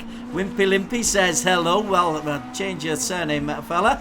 But in the meantime, Ayman Hazik and Josh Purwin, there's the front 6, it is quick. And Moreno has got on the back of that front 6, Alex. So the pride of the Philippines is going to be a competitor in this with 14 minutes still to race. Yeah, still a long way to go. 14 minutes to race, as you said. As they come out now onto this back straight again. Purwin has the lead. The Aussie, Mr. Inconsistent. We had 3-4 second places in a row. He's got 6 second places and 2/3 no wins this season for Josh Purwin. Is this when he breaks the Durkin? Is this when he breaks Nakib's heart? Nakib has got himself, Alex, into P2. Or has he? He's battling very hard with Ayman Hazik. So Nakib tries to get into P2, the blue car, but he won't have DRS over Josh Purwin. No, he doesn't. Does Source. Look how close they are all getting right now as they come down out of the Source, down this straight here. Gosh, Nakib though is at the back right now, but they all got DRS of them. I'm only the car in front. Purwin though, he's doing a great job of extending that gap though, and they all. That's exactly what he wants. He wants the cars behind him to scrap. So, and don't forget, Purwin is in a close fight for 3rd place in the championship with Andika Rama, and Andika, we don't forget, had a really poor Group A race. Now Nakib has dropped down to P6, Alex. And Tadashi has got very close. Tadashi tries to go on the inside of Nakib Aslan. Is this the moment when Alif Hamilton virtually wraps up the title? Nakib Aslan under pressure in P6. Looks to get on the tail end of Dylan Tan. This will tell us an awful lot about Nakib Aslan because he is scrapping for his life. He is right now. Long way to go though. There's still plenty of time for this to get sorted out, but Nakib will be getting impatient. He'll see Purwin disappearing away now, and he won't want Purwin to get too far away. Purwin, Nasi in second. Ayman Hazik in third. Moreno, Dylan Tan, Nakib, Tadashi. 1, 2, 3, 4, 5, 6, 7. Where did Miko Nasi come from, Alex? Well, Miko Nasi, he's a crafty driver. He's such a good driver. I really enjoy watching him. He really knows how to really get the most out of everything. You know, he was new to our to Race Room when we started the Global Edition, but he's come on so strong. Although he has not won a final with us yet, didn't qualify so well, but now on the back of Josh, he closes the DRS. He does not want to overtake Josh just yet. He's thinking about a break. I tell you what Mikkel's going to do. He's going to cross the line just behind Josh, overtake him on the way up to the com, and then go like hell to try and extend that gap so he can break the DRS gap. So all the while, I'm keeping an eye on the blue vehicle of Naqib Aslan. He is really facing a difficult time. Currently in P6. Levecke has got himself up into P7. A long way down. Brody Steen and Tadashi have had a bit of a nightmare. Tadashi is out.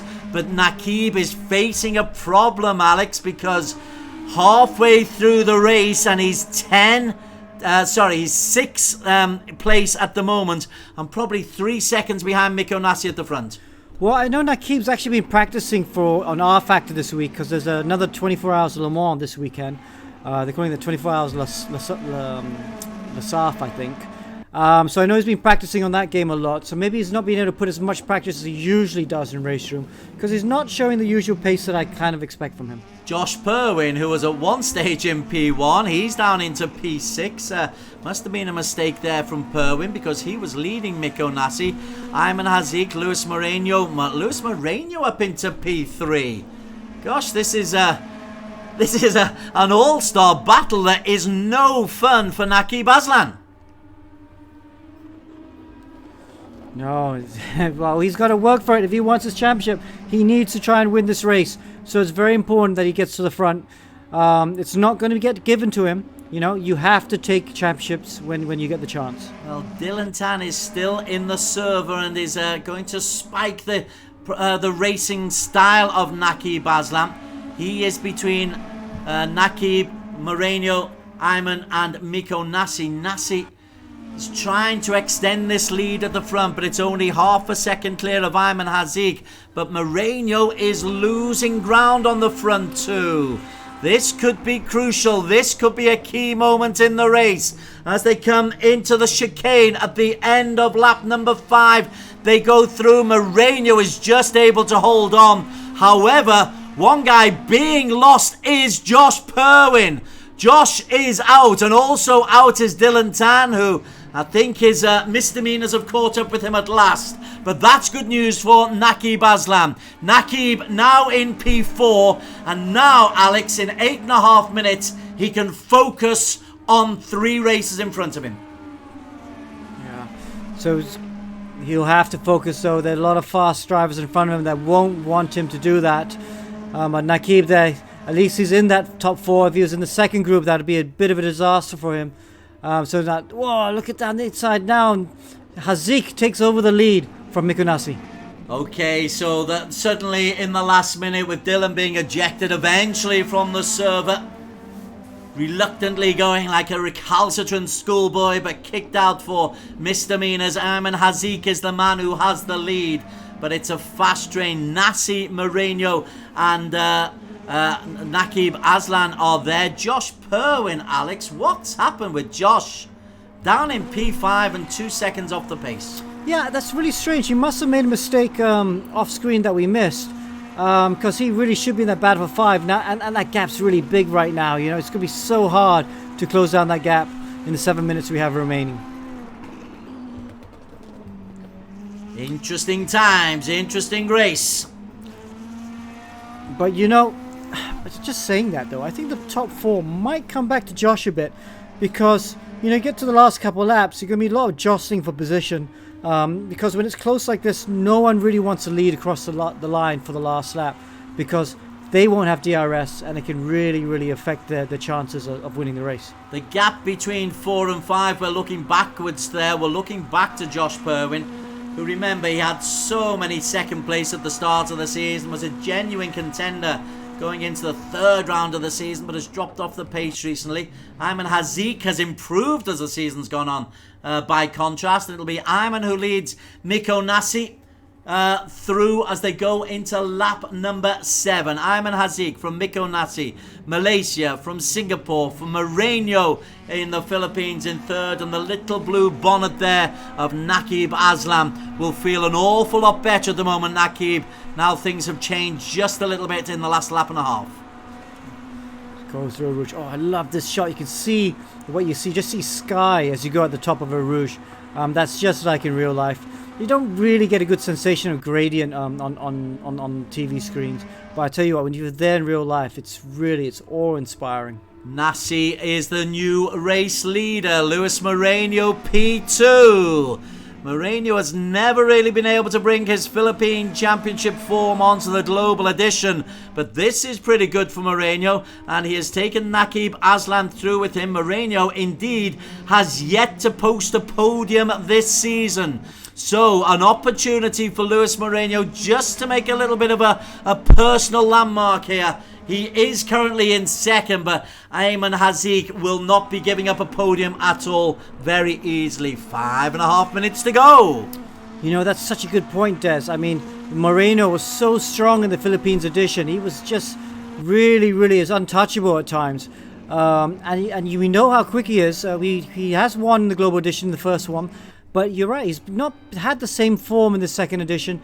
But this is the chance for him, I guess. You know, he's a good bet to try and finish on the podium now. He's showing much better pace today. Ayman Hazik has been dropped just a touch in that battle for P2. You've got Moreno and Nakib. Nakib maybe will have a little look around the outside. That is the tail of Moreno. The DRS is put into play by Nakib Aslan, but he cannot get around Luis Moreno. Good defensive work from the Filipino, but what it does mean is they pulled away from Ayman Hazik. Can they stay close enough to Nassi? This is going to be nip and tuck just inside a second.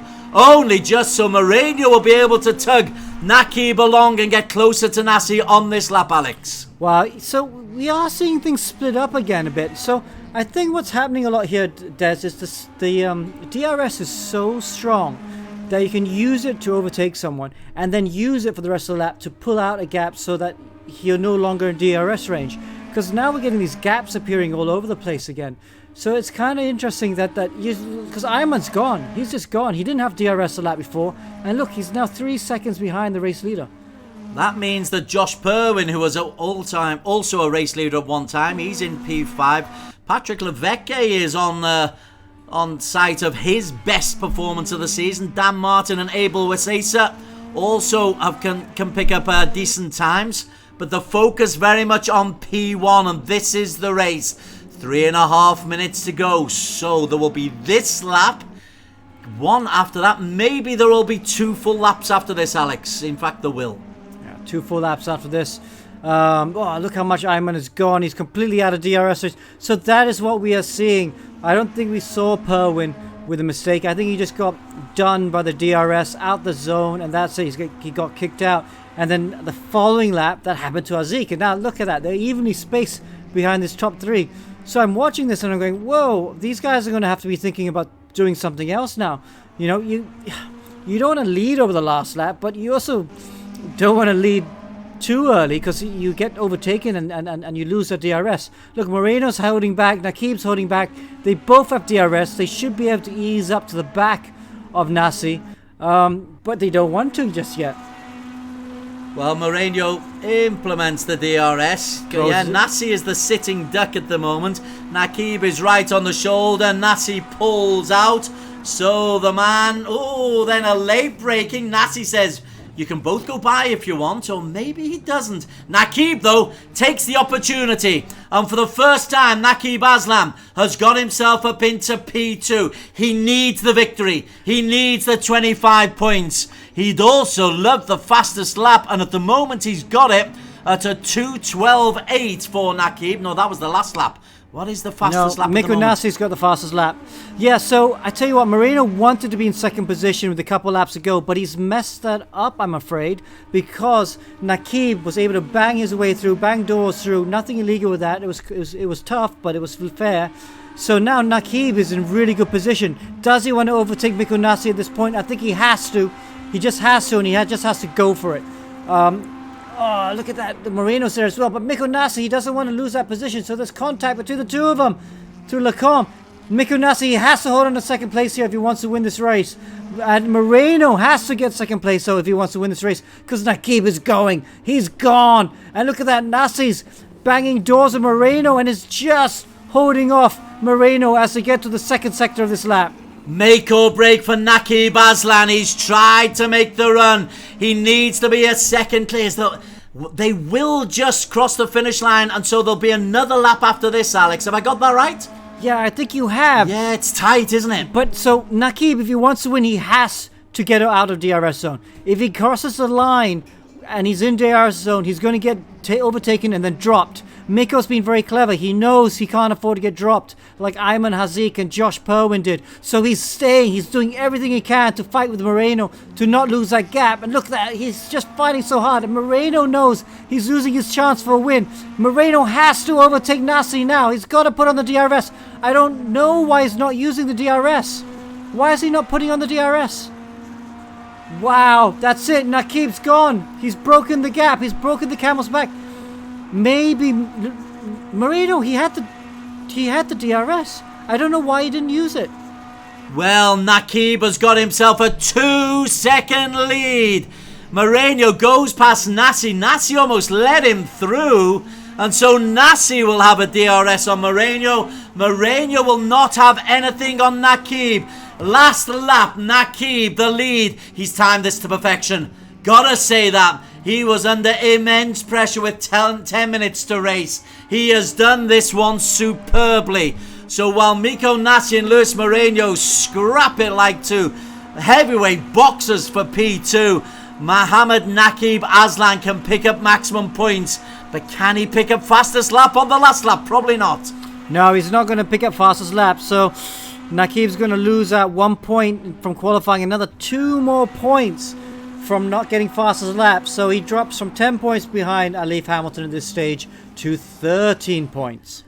Well, it's still not out of the question, but it means a 1st and 5th tomorrow, and then fastest laps come in. Plus the fact, a little matter, that Naqib's got to win the reverse grid race as well. This is the battle for P3.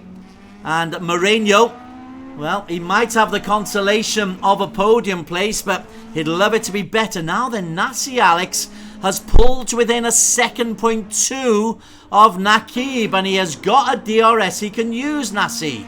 Surely, surely not. Surely not. I tell you what, he's going to try, isn't he? He's within, he's 1.1. He's doing a great job in the second sector, Miko Nasi. He's just nailing the second sector.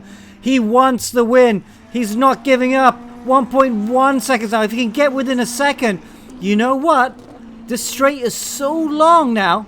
I think he's going to get a chance of closing in on Naqib here. Look. Nasi in the pink.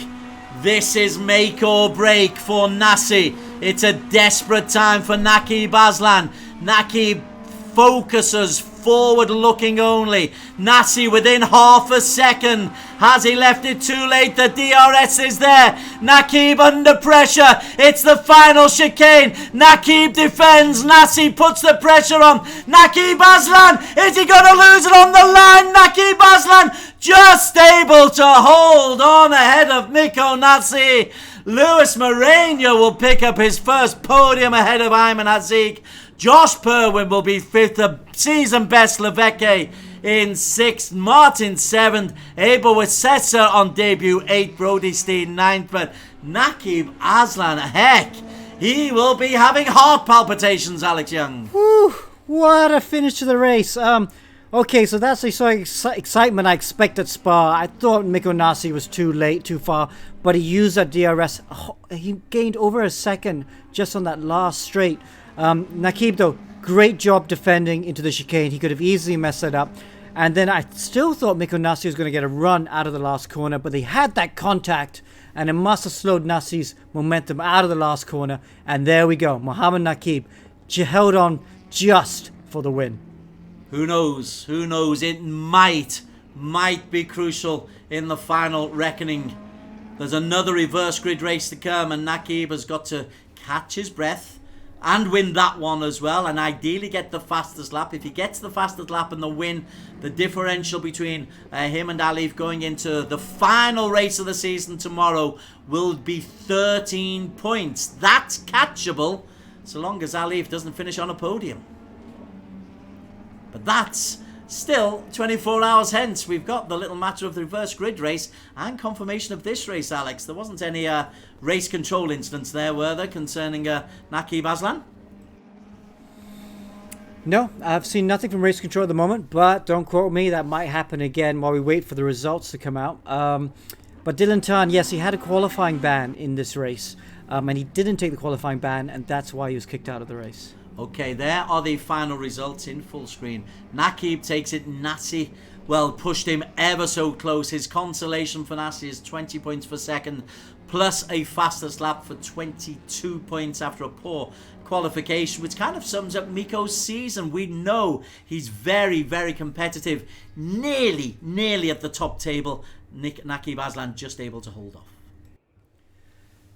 Yeah, and you know, we got the final tomorrow, right? The gold final. We combine the Group A and the Group B together. This year, all the final races have either been won by Alif Hamilton or Naqib Aslan. I would like to see a new winner for tomorrow. Maybe Miko Nassi, maybe Andika Rama. Andika really deserves a final win. It'd be really great to see him do that.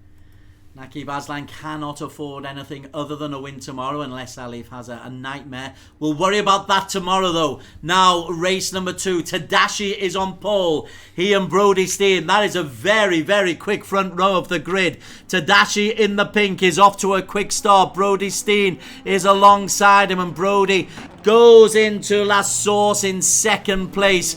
Miko Nassi is second place in the previous race. He's got himself up into P8 and Mohamed Naqib is in the middle of that little group alongside Josh Purwin. But Tadashi, good start for him and Brody Steen, Alex Young.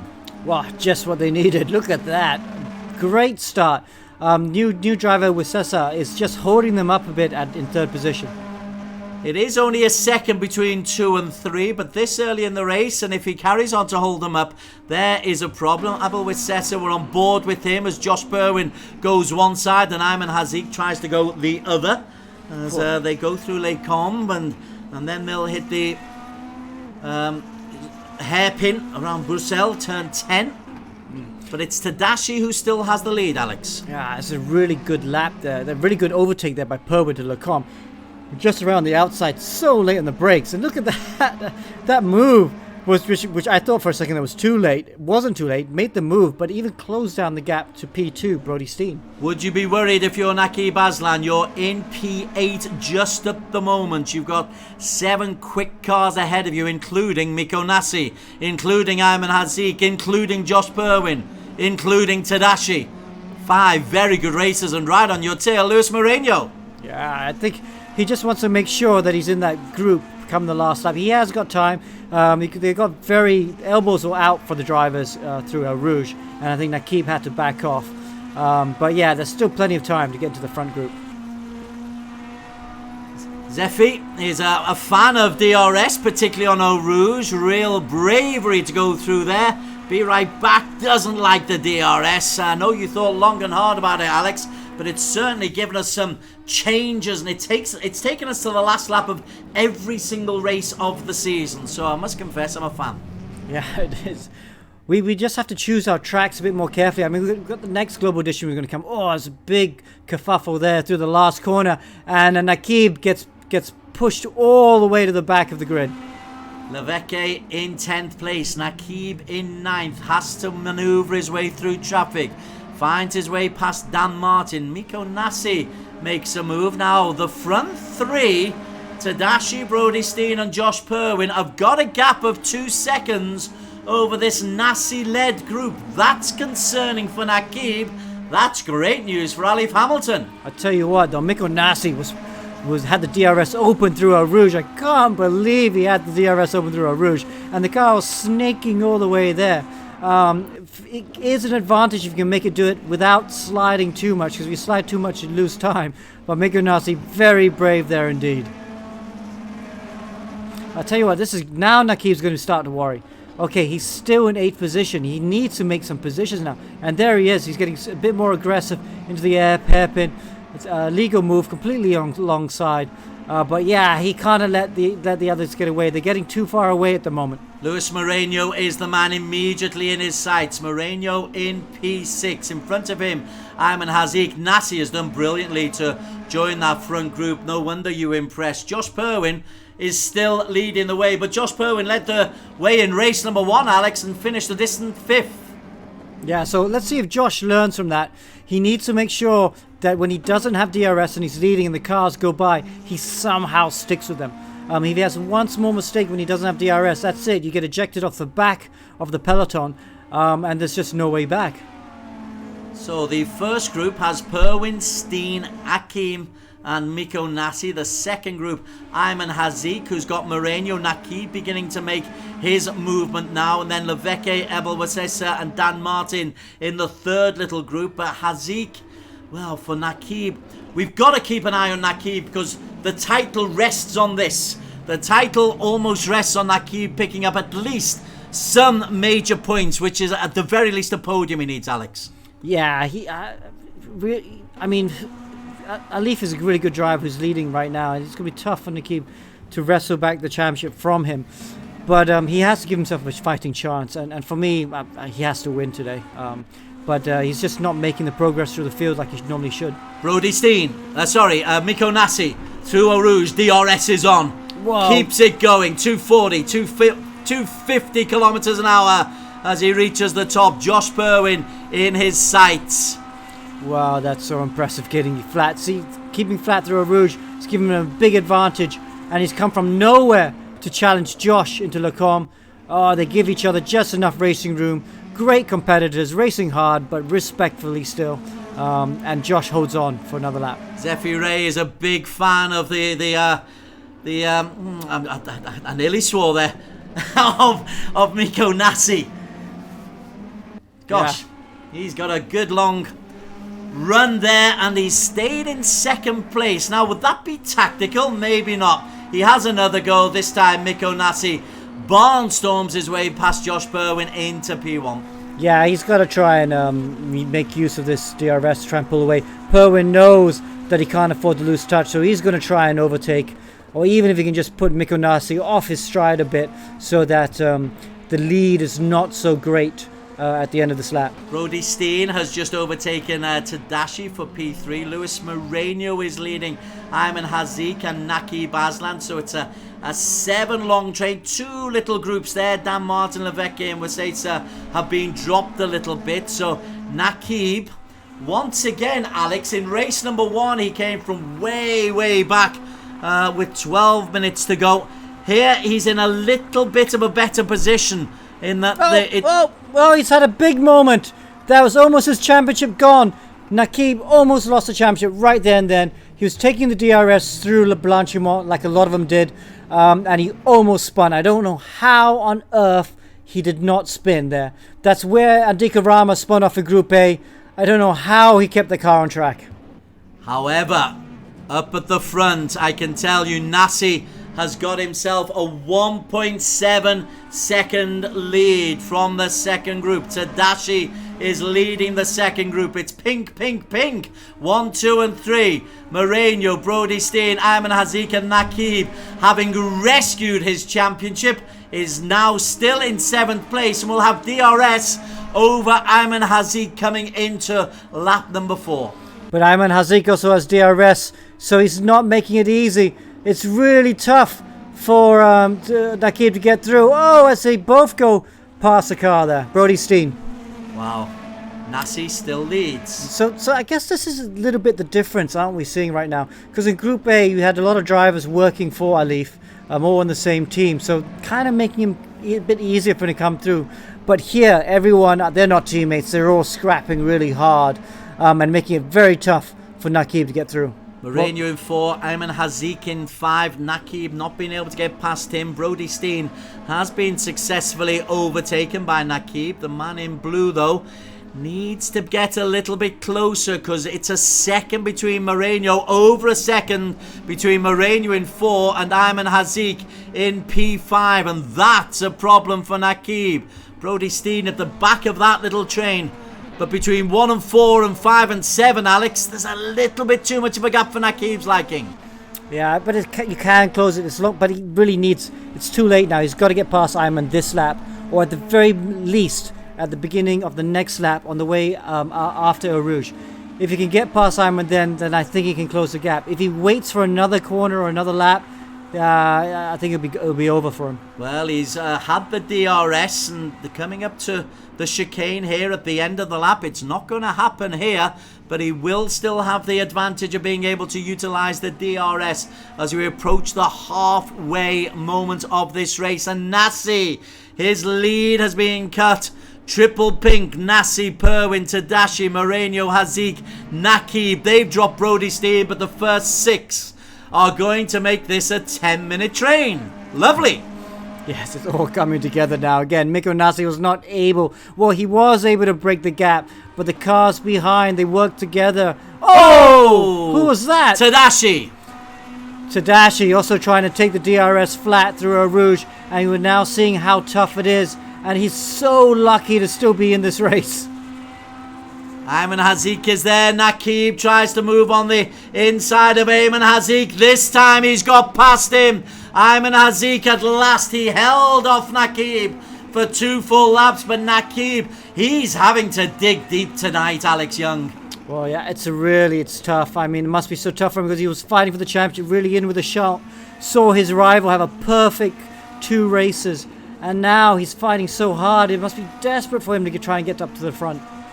Very much enjoying Zephyray's comments on Twitch. Welcome along to the commentary. We'll give you a shout out if you put in a comment that we really like, or even if we don't. But Josh Perwin is the man who's leading the way. He and Nassi have been able to pull away from Tadashi, and Moreno needs to really pressurize Tadashi, Alex. Yeah, could be it. See, Perwin, Nassi, if they start working together, they can just keep it up, and they can work together, increase the gap, and prevent anyone else from coming. And Nakib knows that. He's getting desperate to try and get a move on Moreno. The pink Mercedes, 1, 2, and 3. Luis Moreno is leading the gap behind them in 4. Nakib has just got to concentrate one man at a time. But Ayman Haziq is making it difficult for Nakib, because there's Haziq, and we know that Ayman is a very, very good racer. As they come through the chicane once again at the end of lap number 5. Is this where Nakib will make a move on Moreno? Well, if he is, he's going to have to make a move like an old-fashioned way and just find a way through, barge his way through if need be. Because all the cars around him have DRS. They're in that train, which makes it so difficult to overtake. Well, I think Tadashi just got back close enough to Josh Perwin and Mikko Nassi. Let's see. Well, he's... Scaredy cat doesn't use the DRS going down the hill. Let's see if he uses it at the top now. Yes, he does. Okay, so he'll save the DRS. He decided they did not want to use it at Eau Rouge. Probably the safe thing to do after almost binning it. Now then, Moreno and Nakib are both making a race. Moreno tries to get into P3. Tadashi closes the door. Nakib goes around the outside of Moreno. Moreno under pressure from Nakib Aslam. More brilliance from the teenager from Shah Alam. Moreno fights back. There's a bit of contact. Nakib holds on for grim life and just gets into the corner in P4. What great action. Nakib round the outside like you said at Lecombe. But then Moreno, great move to go down the inside, almost pulled it off, but Nakib was just able to hold on. Wow, thrilling racing, 7.5 minutes to go. Perwin and Nassi once again just trying to ease that little bit of extra time ahead of Tadashi, and this time they may have the gap, Alex. It's 1.2 seconds between Perwin in 2 and Tadashi in 3. That is a big gap, so it is going to be trouble. Maybe if Nakib can get a little bit closer to Ayman Hakim, they can work together then. But look, Ayman's also got the DRS, so they're all using the DRS. Oh, if Ayman can just get a little bit closer before the bus stop chicane, he's got to hold it flat through Blanchimont. No, he doesn't. Oh, yes, he did. He did use the DRS through Blanchimont. That gives him just a little bit more, and they're all coming together again. Once again, it's Nipper Turk, a mistake from Nakib.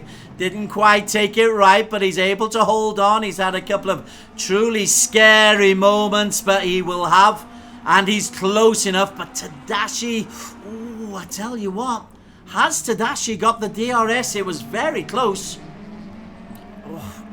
Mistakes behind him. Cars, quite a few drivers are really hanging it out, and just seeing these little small mistakes creeping into everyone. It's just the guys at the front, Mikko Nasi and Perwin, they look a lot more controlled. Oh, I'm on there again. Almost getting it wrong. That's going to make him very, very nervous.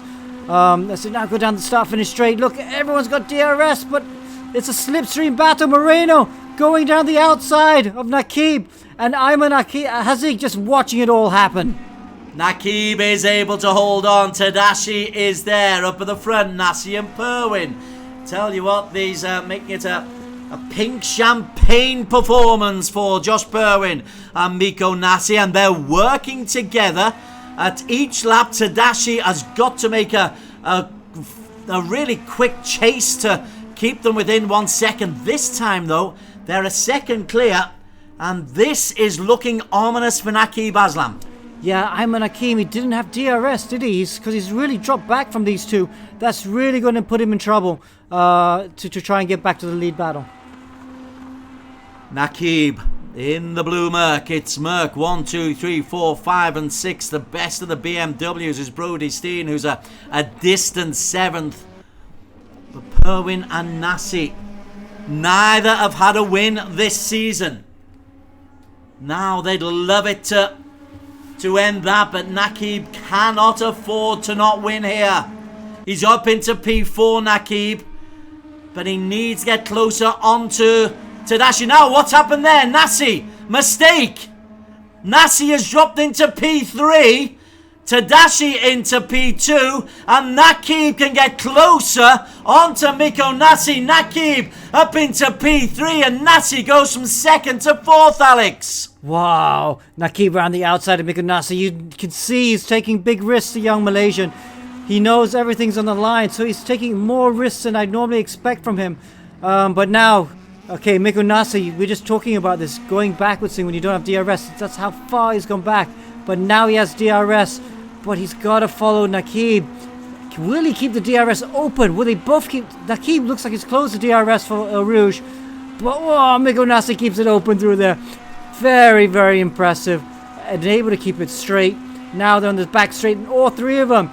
We're riding Mikko Nasi, but then there's Nakib and Hakim. They're just closing up to Josh Perwin in the front, and Hakim is challenging Perwin for the win, and he's got in front. Tadashi leads, Perwin 2nd, Nakib 3rd, 3.5 minutes approaching. What a finale. And this is just the qualifying races.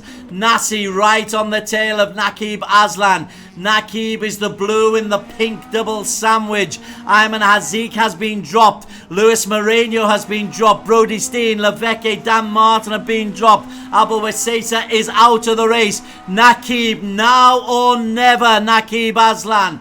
3:23. What have we got? Definitely 2 laps. Have we got 3? No, it's going to be this plus 1.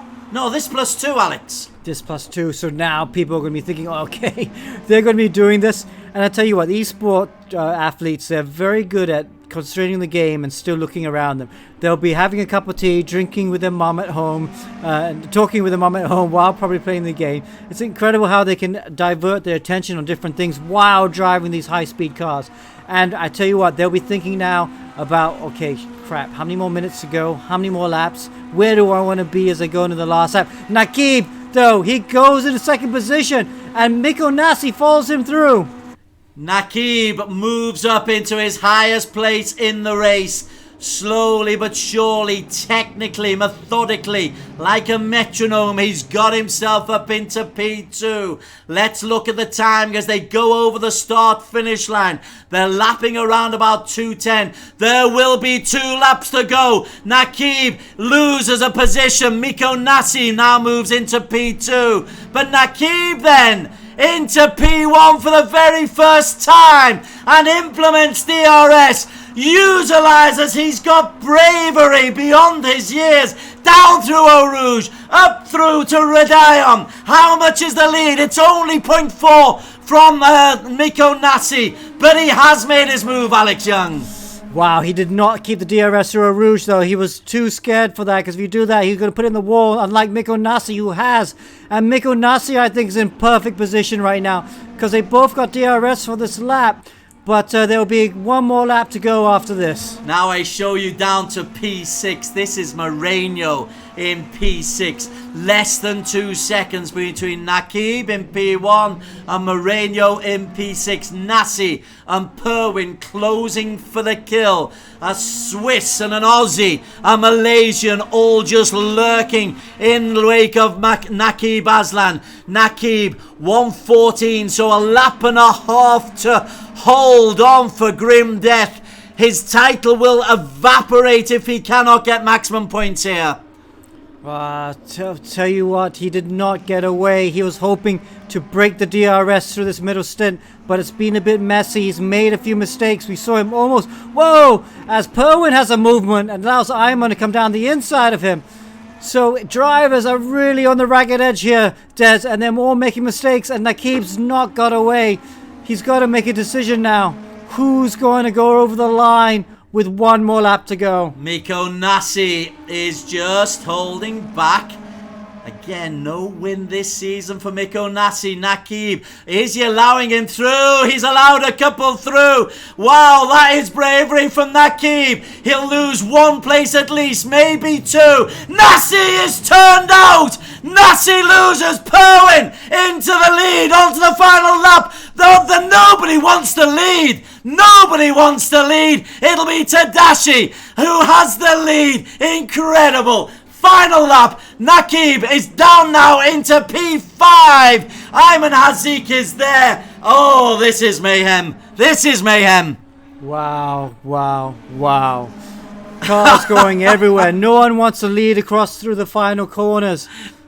And look at that. Now, it's going to be a huge monster show. Last lap, Des. 3 pings, Tadashi, Perwin, Nassi, Hazik, Nakib now then trying to be clever. There he goes on the inside, is closed in by Ayman. And Tadashi, where's your camaraderie, my Malaysian friend, says Nakib. Nowhere to be found here at this fabulous race, and Moreno's trying to even join the party. I must have missed something. Mikko Nassi's still leading. I thought he got spun round by Nakib. He did, but he somehow managed to hold on. And Nassi leads from Perwin, from Hazik, from Tadashi, from Nakib. Oh, Nakib. Well, that's going to put the chances for the championship firmly in Leif Hamilton's pocket at the moment, heading into the final tomorrow, because Nakib's not going to get enough points to put serious pressure on the Leif today. Nassi wants to win. Josh Perwin wants to win. Ayman Hazik wants another podium.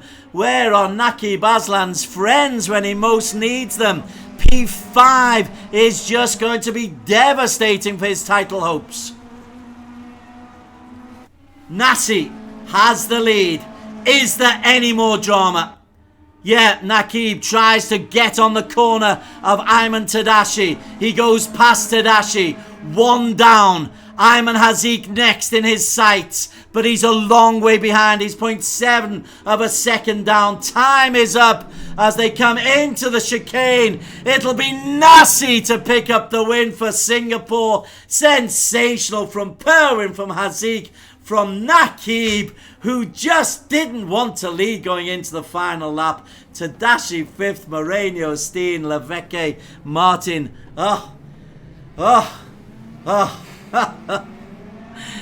Words fail me. Wow. That was a close race, wasn't it? What? I'm what knackered a and close I'm just commentating on it. Yeah, I'm a bit knackered now. Shall we go for a small break then?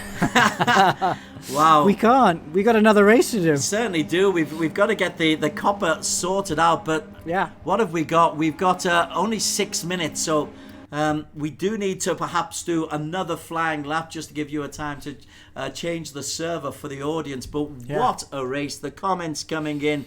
Miko Nasi, haha, am I the only guy that wasn't going to slow down? Lots of laughs. Not funny for Naki, but everybody was almost breaking to a standstill at the end of the penultimate lap, Alex Young. Yeah, it's very good. I'll tell you what, these guys, I think...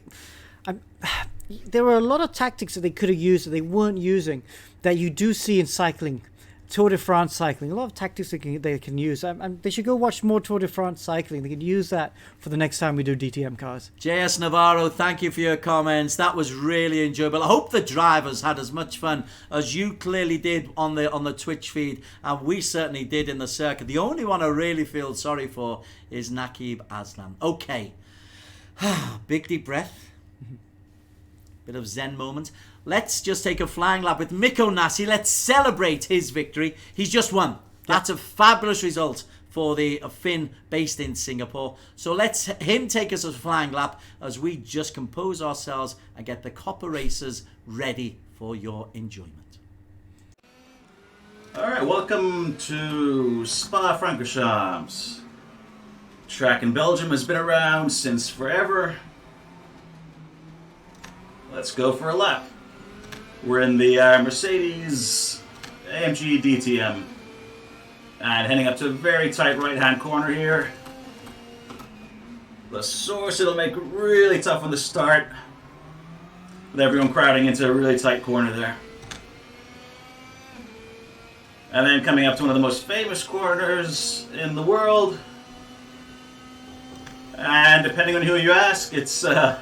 either a Rouge or Raidillon. I think the correct one is Raidillon. And then the very, very long camel straight where a lot of drivers will be using their DRS and flying past the guys in front of them. And then let come here, we'll try to hook our left tire on the curb there, gives us a bit of extra grip. And really quick Malamity here, you can use a lot of the track on the left there. And then a really slow downhill hairpin here, Rivage. Because of the downhill, really wants to understeer. And turn 11, really tough corner to get right. Also, because it goes downhill, it's tough to time correctly. And then really quick entry here for Pouan. Just keeping it on the track, controlling it with the throttle. And another right-left section here.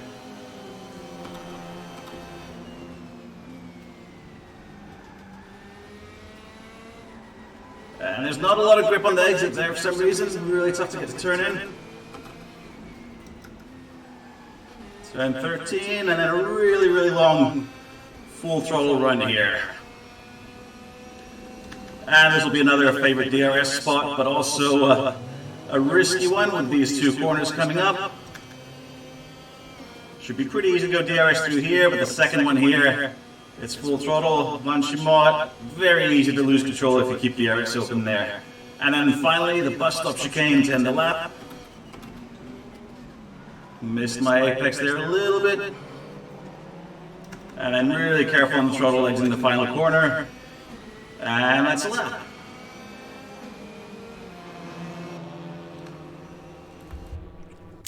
So welcome back. That was a lap with Miko Nasi around Spa-Francorchamps in a DTM car. Miko Nasi just won the last race in Group B Gold Cup. What a race you guys just watched. But now we're onto the Copper class. Copper class drivers with WTCR cars. I'm here. My name's Alex Young, and I'm here with Amo Hazik. Yeah, thanks Alex for the welcome. Yeah, it was a heck of a... I think we can say it was a doozy of a race in the second race for Group B just now, and I can't wait to see what the Copper guys can do this time because it might be even crazier. Yeah, so just for you that are new to the championship, we have Gold class, Silver class, Bronze class, and Copper class. So we do Copper now, and then we'll have Bronze and Silver and the Gold final tomorrow. So let's just have a look at the Copper championship coming into this final round of the season for them. If you have a look here, Zuro Sumadabila is winning by a long way. Just ran away with the championship. Much more consistent championship compared to the guys behind him. A lot of drivers a bit up and down. A lot of drivers new to sim racing. Zarev Johari in second. Alan Escoto had a good round in the 5th round, the round before this, and he's moved up to 3rd. Edward Wong in 4th. Axel from Philippines in 5th. Yevan David, the younger brother of Yevan David, also up there in 6th position. Now let's have a look at the top 3. The top 3 in the copper class is oops, nope, we got the wrong graphics out, unfortunately, so we're not going to look at the top 3. But I'll let you know, the top 3 drivers normally we put into the copper class, we normally look at the top 3 where we've dropped the points, because in this championship you can drop points. Now what we know is Zero Suma Dabila is winning by a long way. He's won the championship already. He can't be touched, but the fight for 2nd position is quite reasonably close between Johari and Alan Escoto. Let's have a look at the graphics now. Yeah, it's about 30 points between them, and in actuality, yeah, because we're putting the drop scores right now. 2nd still not safe for Zarif, so he might have a bit of a double whammy. Not only did he lose the championship last time out in Imola, he's going to lose 2nd place here as well, so not a great way to end the season for him. Yeah, so a lot more still to fight for. Now we're back at practice. Practice session is just finished for the WTCR drivers. We are now going to go straight into qualifying in a second now. But yes, the WTCR cars, Ammo, they are quite different to drive, aren't they? Oh yeah.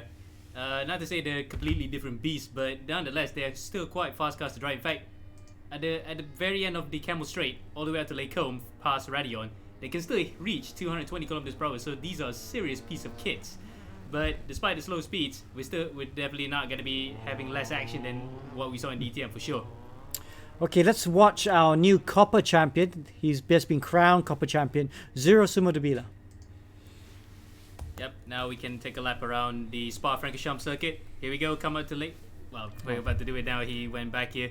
So, yeah, coming into the bus stop chicane, which used to be right into the forest and then went into a left, right, and then right, left chicane. Now it's just a traditional right to left chicane, and we go a bit uphill. Now we start the lap properly coming out to the source.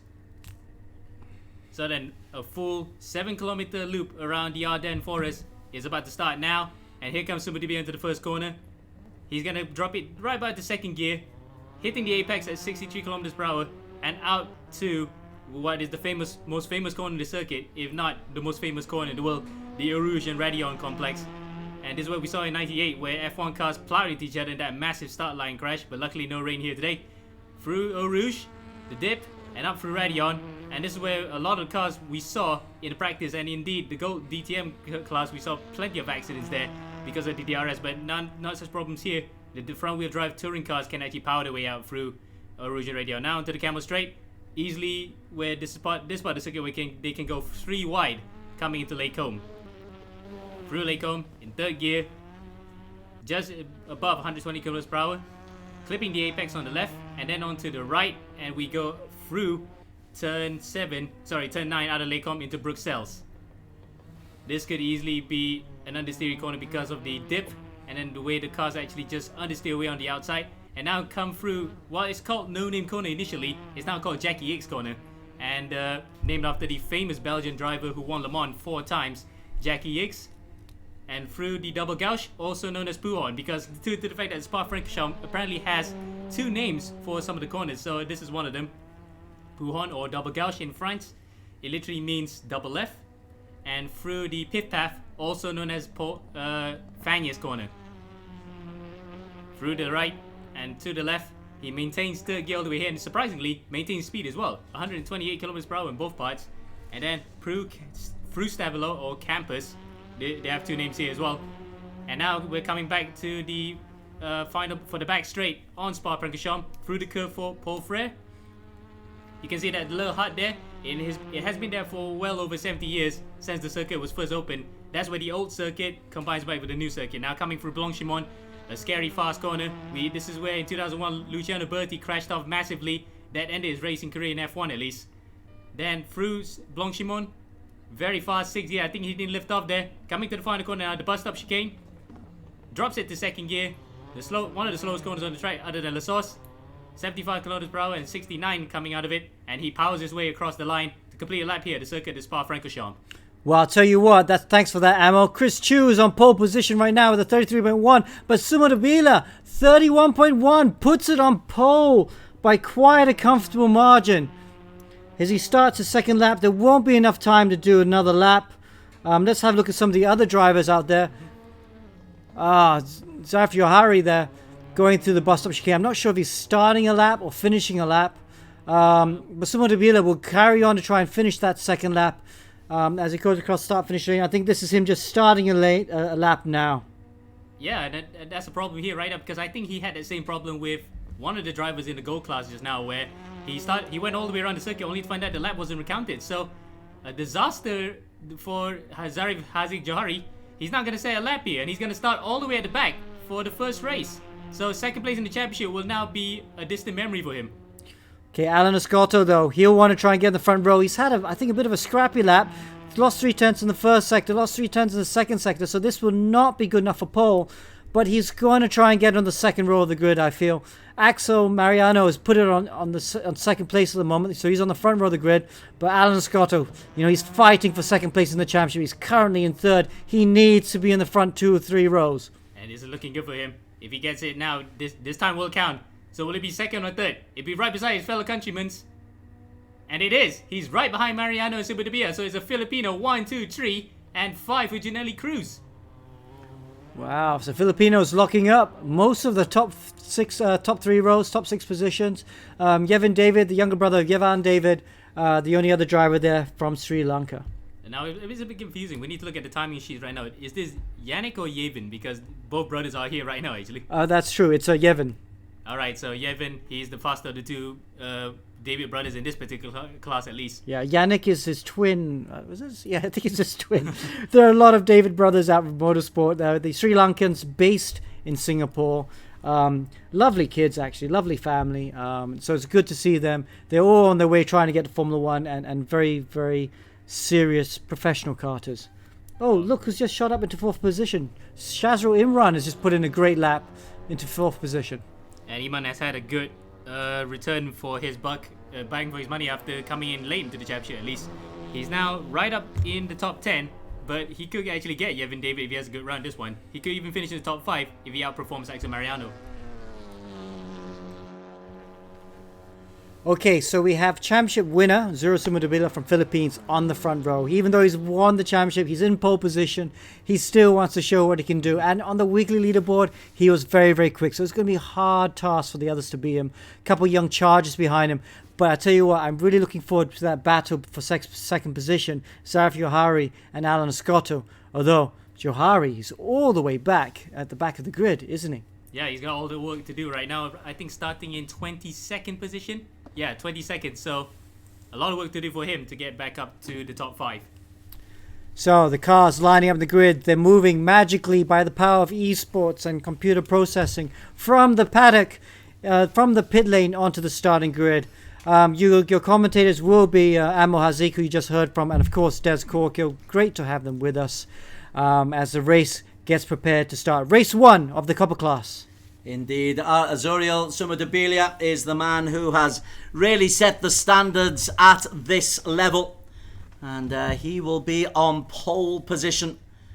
We are at the Spa-Francorchamps Challenge that circuit. The red lights are on. It's 2 15-minute races. Sumadabilia is the man who is on pole. He's on the right-hand side of your screen alongside Axel Mariano. We'll keep an eye, though, on Zarif Haziq to see if Zarif Haziq is able to get any kind of a start. Sumadabilia inevitably is off to a good start, but Zarif Haziq has made his way through a little bit of traffic and has got himself immediately 3 or 4 positions, but it's like a stock car racing going around La Source for the first time. Oh yeah, for sure, Des. And the fact that it looks like a traffic jam at KL Central, I guess, because look at that. The cars are swarming all the way up to Urush and Radion. He's up to 17th. Oh no! I think he's just hit one of the cars there. Oh no, it was a slight lag. It was a slight lag. Luckily, he didn't cause a crash there. But wow. From 22nd up to 16th, good start for Zarif. He has his second place on the line here. He's done very well here. Zuriel Sumadabilia, in the meantime, happily leading Alan Escotto, Yevon David and Escotto are in the battle for P2 at the moment. But Summer Debilia has been so outstanding as Escotto has just eased away by Axel Mariano and Shazwell Iman, who had a late charge for second row of the grid in the qualification. He's through into P5, although Escotto just been able to hold on. But we're kind of ignoring Summer Debilia simply because he is a class apart in this group. Oh yeah, definitely. He is worthy of a class upgrade. He'll be in bronze, I think, next season, or even silver, by the way he's going.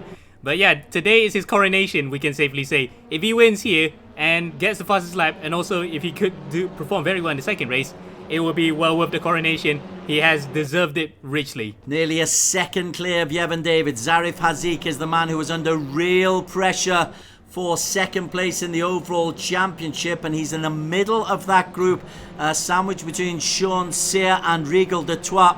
Thiago Oliveira, a new name for us, has got himself up into P12 in the Hyundai. Good to see Thiago. The Australian is there, but this is all about the Philippines. Aside from Yevon David in second, it's Philippines 1, 3 and 4, Ammo.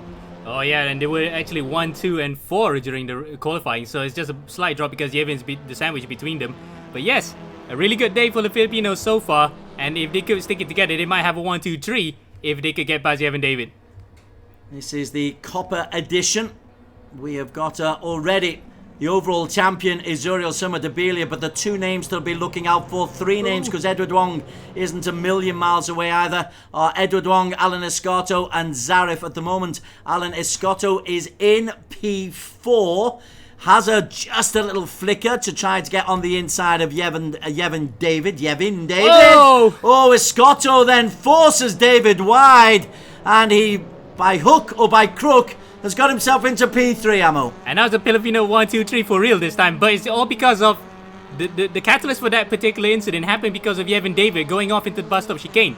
He actually went onto the escape road, nearly taking out, well, he didn't really take out Summer Debilia, he was well clear of him, but then he put himself into the clutches of Mariano and Escotto. And now, as he was trying to battle for P2, he just got slightly tapped a bit, and that's it. That's all she wrote. He's now dropped to P8, and a brilliant start has now been wasted by Yevon, all because of that one mistake at the bus stop. Just behind them, Edward Wong is easily distinguishable in the Lincoln Co. Sky Blue. He's in P9 at the moment as Oliveira tries to take him on the outside through 7, 8 and 9, which is Lake Com, before they head down towards the hairpin, which is Brussels. In the meantime, Summer Debilia. Again, we've said this so often, he's the fastest in qualification, and he invariably makes it count. Yep, and it's just that the amount of poles that he had this year, despite qualifying second in the first race at the Nürburgring, he's been on pole for the last 4 races. Indeed, this is 5 in a row now, and how many wins? 1, 2, 3 wins. Race 1 invariably is his. He's had 2 second places and 3 wins in race 1 when he's been able to capitalise on good poles. It's been remarkable consistency. Wow, and he's kind of like the Alif Hamilton of the Copper class. He has shown his class here, and we can safely say he's wiped everybody to the floor because of his quality.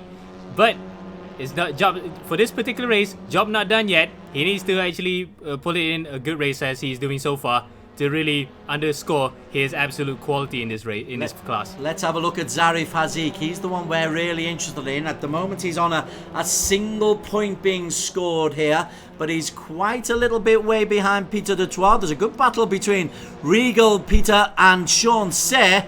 Those three are going head to head, and we saw the Dutois brothers really go for it last time out. At the moment, though, it's Sean Cyr in the Alfa Romeo who is leading the 2 Vietnamese Dutois brothers. Hammer and Tongs, and the fact that he is in the unfavored car, as we mentioned before, the Alfa could actually be stripped naked here because it is one of the slowest cars and it has the least amount of power against Hyundais, who are absolutely fast on the straight. So it's amazing that he could hold off the brothers for now. He could probably be just swallowed up because look at that, there's a swarm of Hyundais behind him. But in terms of street credibility, surely the Alfa Romeo gets picked up extra points for that. The Dutois boys cannot make an impression as the Alfa catches the wall on La Source. Slightly, and he also caught the back of the Alfa as well. So luckily, they're still in the race. And to quote Ken Miles from the movie Ford v Ferrari, if they were driving the Hyundai, this was a beauty competition, we just lost. And the Alfa is definitely one of the prettiest cars out there. Absolutely. Let's go into Yevon David. He's making a bit of recovery. Currently, he's up in P6. This is a real good battle between Edward Young, Yevon David, and F-Mode Testar. Familiar Japanese friend. He's currently in 6th place. His Test. There he is, leading that little group. But Yevon David, having been spun, has recovered very, very nicely, Ammo. Definitely. He was back. He was actually in a tussle, 3-way tussle, all the way at Lake Com. Sorry, on the Camel Straight, all the way to Lake Com. He could have easily made 2 in 1, but he backed off and got 7th place ahead of Edward Wong. Now he could try to get the test guy here. So, yeah, a good recovery so far, but not the result he could have hoped for. He could have been much better if he didn't make that mistake on the first lap. Alex Young loves this circuit as a real racer. How about as an e-racing aficionado? Is Spa-Francorchamps one of your favourites? Oh yes, well up there as well, just like Imola. This one, as you said before, is a true driver circuit, and I agree with that because this circuit really has the old school feel to it. It has no slow corners that lead up to fast straights like some Tilkedromes that we have currently. This is a true modern, classic circuit. Even though it's only been around since 1983, this particular layout, the older circuit is much scarier. But this one is just a right balance between modern and classic, and it's a great circuit to drive for sure. Great little battle going on here for P6. F-Mode Test, feeling the pressure from Yevon David, who's just 0.1 of a second behind him. But Yevon not being able to capitalise anyway. Where are the overtaking areas on here? You've got long straights, but is that just, you've got to make use of the slipstream? Yep, yes, you had to make use of the slipstreams, and you had to be very brave, like here, through the bus stop. He's got a line! Yevon's got a line on the inside. Very good driving. That's a very smart move. He went on the outside, knowing that he could get on the inside at the bus stop, and he has the lead now. He could pull away from these two. That was a brilliant maneuver by Yevon David. Yevon David just bided his time superbly. Edward Wong is trying to go through as well, but look at that. F-Mode Test is on the inside. That is a genuine sandwich going round La Source as they come down the hill. Who is it in that lead? It's Yevon David from F-Mode Test, and Edward Wong just squeezed out. Out of all of that, I'm surprised he actually got through it because he was right in the middle of that sandwich. He could have easily been tapped to the second spin, but he kept it together, and now he will try to pull away using the slip to the straight line speed of the Hyundai. Edward Wong, though, is trying to stay close as they go down the Camel Straight. We are on lap 4. We're beyond halfway in this race. That's the great thing about the Copper class. There's always so much incident. No. As F-Mode Test goes on the inside of Yevon David. Yevon David just able to hold on, but Test looks like he's got the right line. David again is brave. Oh, he's brave to hold it around the outside. And the fact that that was a mistake by Test to go on the inside. He outbraked himself. Luckily, Yevon saw him coming and he opened the door slightly so that they could both go through the corner safely.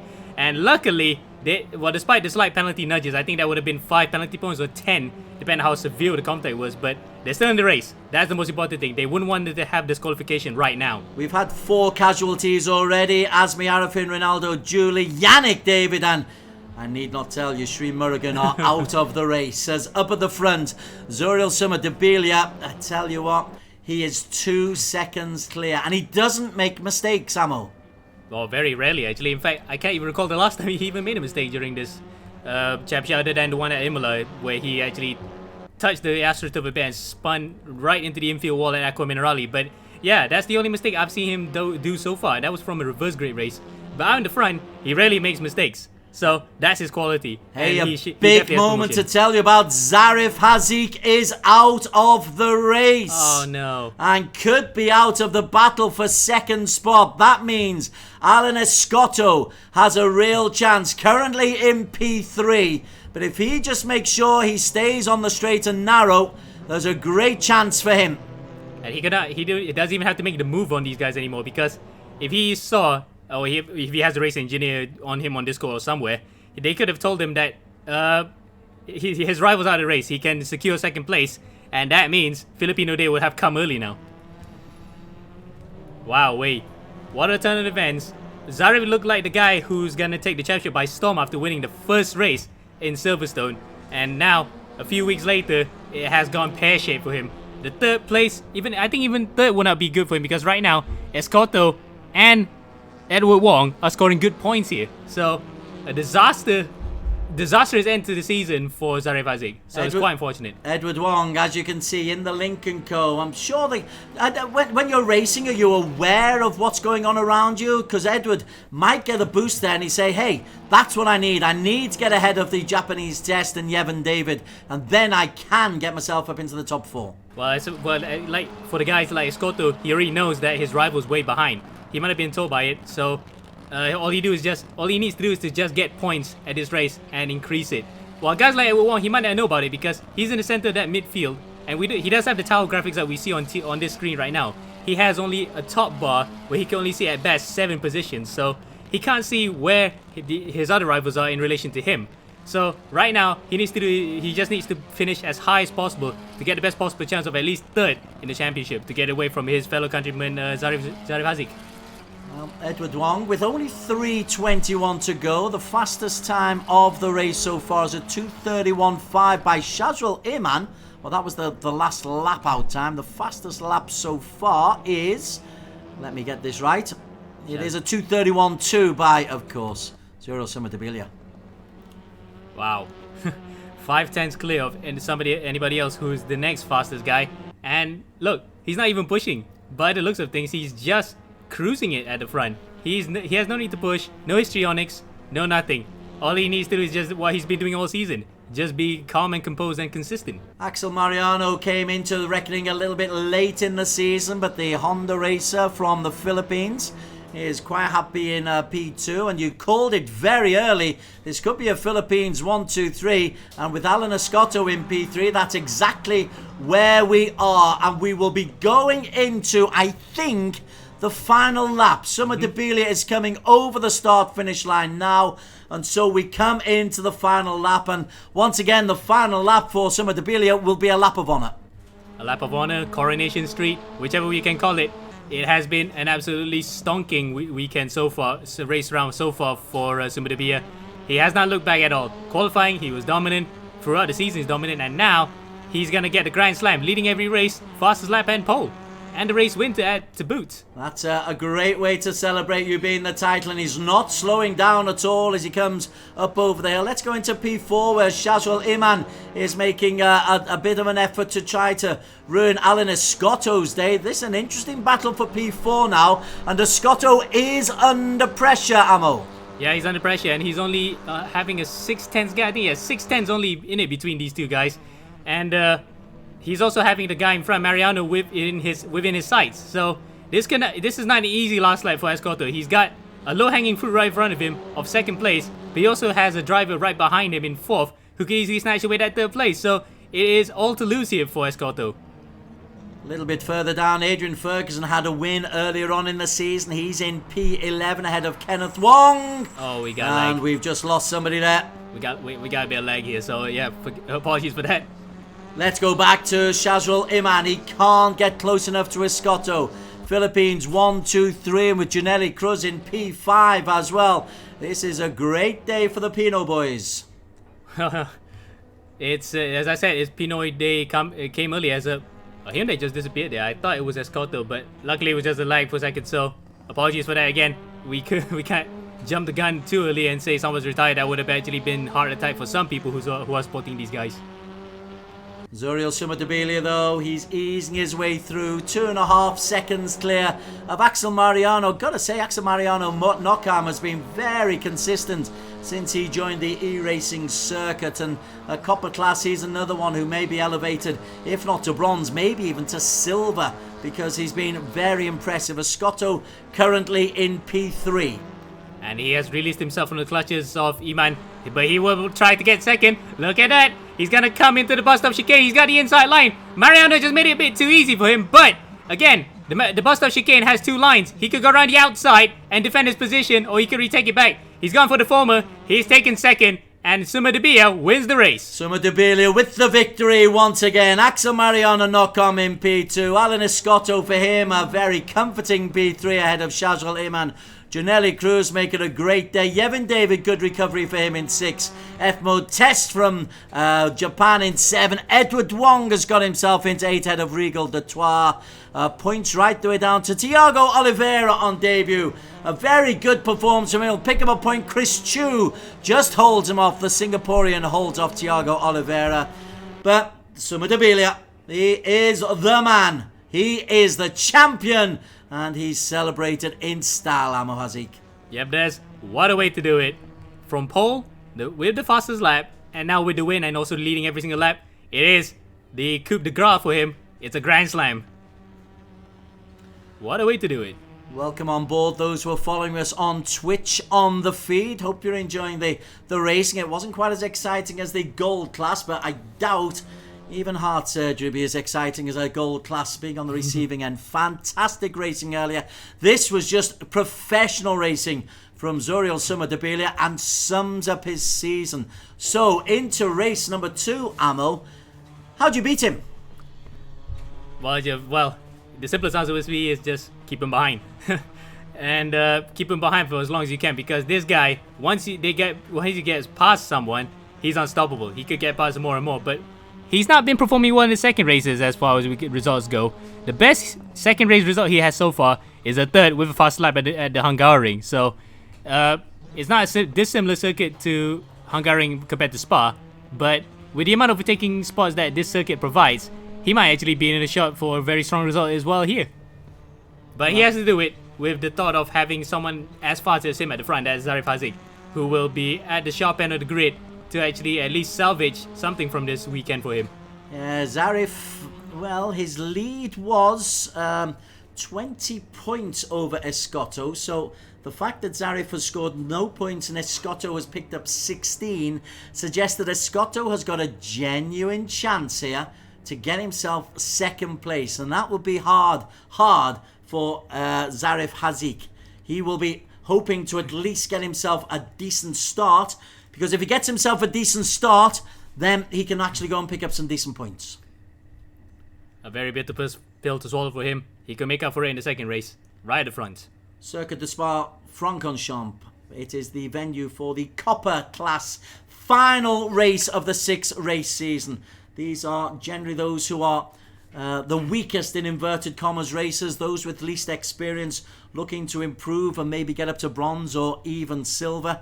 And they are going round one of the great racing circuits in the world, Spa-Francorchamps. The long straight includes as Eau Rouge and the Kemmel Straight on the right hand of your screen there.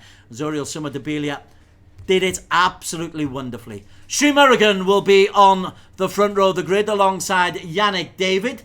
Sri in the sky blue is always good for some highlights, but it's Yannick David, I think, who's got off to the best start. Now then, we are on board with Zarif Hazik in P3 at the moment. Oh! And in trouble, Zarif Hazik! Oh no! Oh, that's mayhem. And that's not a way for him to start. He's right at the back where he was at the start of the first race. He wants to have a good weekend, and that has gone completely out the window. Oh my word, swear word deleted for Zarif Hazik.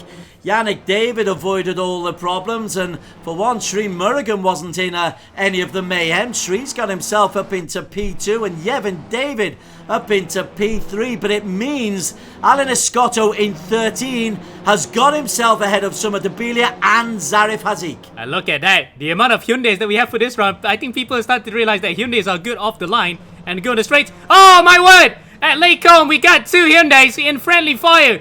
Who's that? Alan Escotto. Oh my word, that second place also out for him. That makes it interesting for Escotto, because he needed a good win, a good performance, and that is great news for Zarif. Oh indeed, that could actually be still second place on for him as more contact in the Bruxelles corner coming out to Jackie Hicks corner. This is mayhem, and look at that. Suma Debilia is now up to 10th.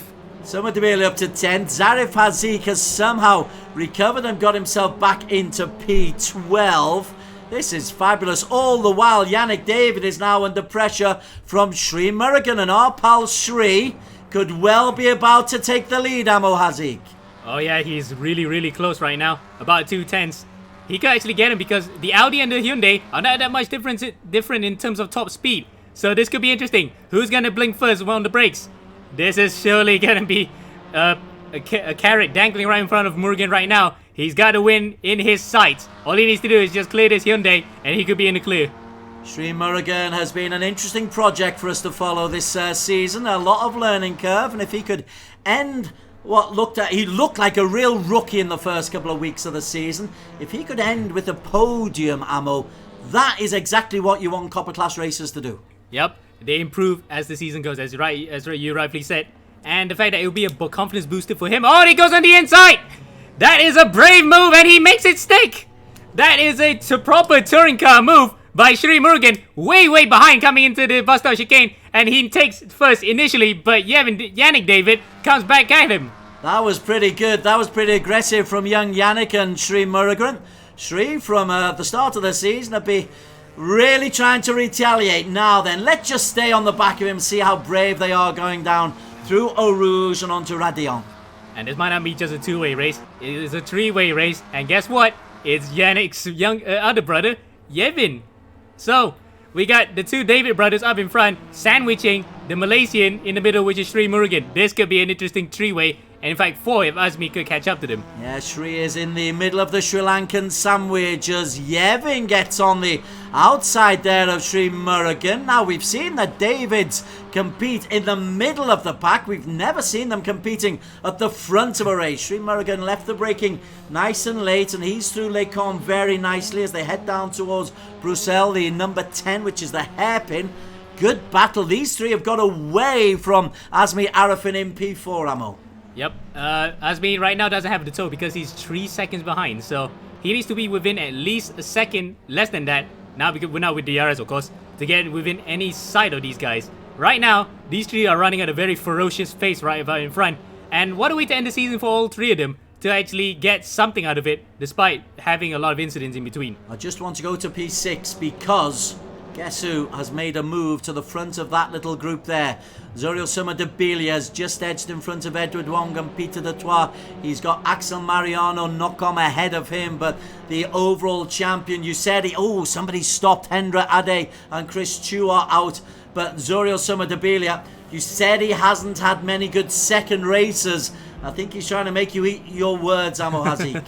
Yeah, I'll be glad he might was because it also proves his quality as a driver to carve his way through a big field like this. 24 cars to get through right at the back is no mean feat. And look at this, 6th place. I'm happy to eat my words right now. This guy is proving to be a very good star in this class. Zarif Hazik, who had made such a good start, got himself up into P3. He's now in P21, and second place in the overall championship standings is looking decidedly dodgy. Actually, in fact, Alan Escoto is also out of the race. Yep. So, second place is whoever can actually score the most points right now, and this is now in Zarif's hands, but unfortunately, he's well behind here to score anything from 21st. 10th is about 9 seconds away from him. The David twins are leading as they come down into Eau Rouge once again at the start of lap number 3. It'll be the halfway point of the race at the end of this lap. But look at this. Yevin leads Yannick, who leads Sri Murugan. And these have a 4-second advantage over Azmi Arifin in P4. You're right, Des. And they've dropped him completely. So right now, it is a completely different battle out in front compared to race 1, where it was just a string. It was just one guy streaking away. This is a battle between two twins and a Malaysian who's trying to restore somewhat of his pride and actually earn a good reputation among the drivers now. What makes the Hyundai such a useful car on this circuit, Amo? Well, I think it's because of the top speed. The car has easily the best power in this entire class, about 300 exactly. Low drag as well, actually, surprisingly, for a car that's actually quite big. The way it cuts through the air, it slips through like a fish through, like a trout jumping up the Canadian rivers, shall we say. But yeah, overall, the car here, this car at this particular track is a match made in heaven.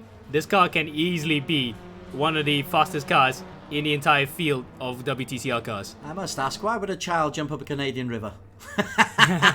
Azmi Arafin in P4, under pressure from Axel Mariano and Zuriel Summer-Debilia. Summer-Debilia closes in inexorably into another podium position. I was about to say trout. It's like a trout coming up through there, so it's slippery as a trout. But anyway. Zarif up to P19. It's a long way home and he's only got 8 minutes to try to make up some time. We'll try to work out the points quickly. And right now he's just moved up 2 positions, so he's up to 19th. He's got 9 more places to make up. But the gap stands. He's 20 seconds behind leader, while Regal Peter Dutoit in 10th is 9 seconds ahead. So it's still 9 seconds, and with only 7 minutes to go, he needs a Herculean effort to make any inroads with that top 10. Yannick David has made a mistake somewhere. As we were just looking a little bit further down, Yannick David has been overtaken by Sri Murugan. And these two, there's another error from Yannick. Is he having tyre problems, or is this just mistakes? I think it's just mistakes creeping in, because right now it's too early to even get tyre wear, because as we all know, these cars also run in a 500-kilometer endurance race, and it takes a while for these tyres to actually wear out, at least around 20 to 40 laps before the tyres wear out. So we're only doing about 6 laps here. I think it's just Yannick showing a bit of his inexperience here, but he has a lot to learn, and he's doing it well right in front in 3rd place. This is a 4-way battle for P4. Axel Mariano, Zuriel Summer-Debilia and Edward Wong are all in the middle here. Azmi Arafin at the front of that little group. There is Azmi, Edward right at the back in the sky blue.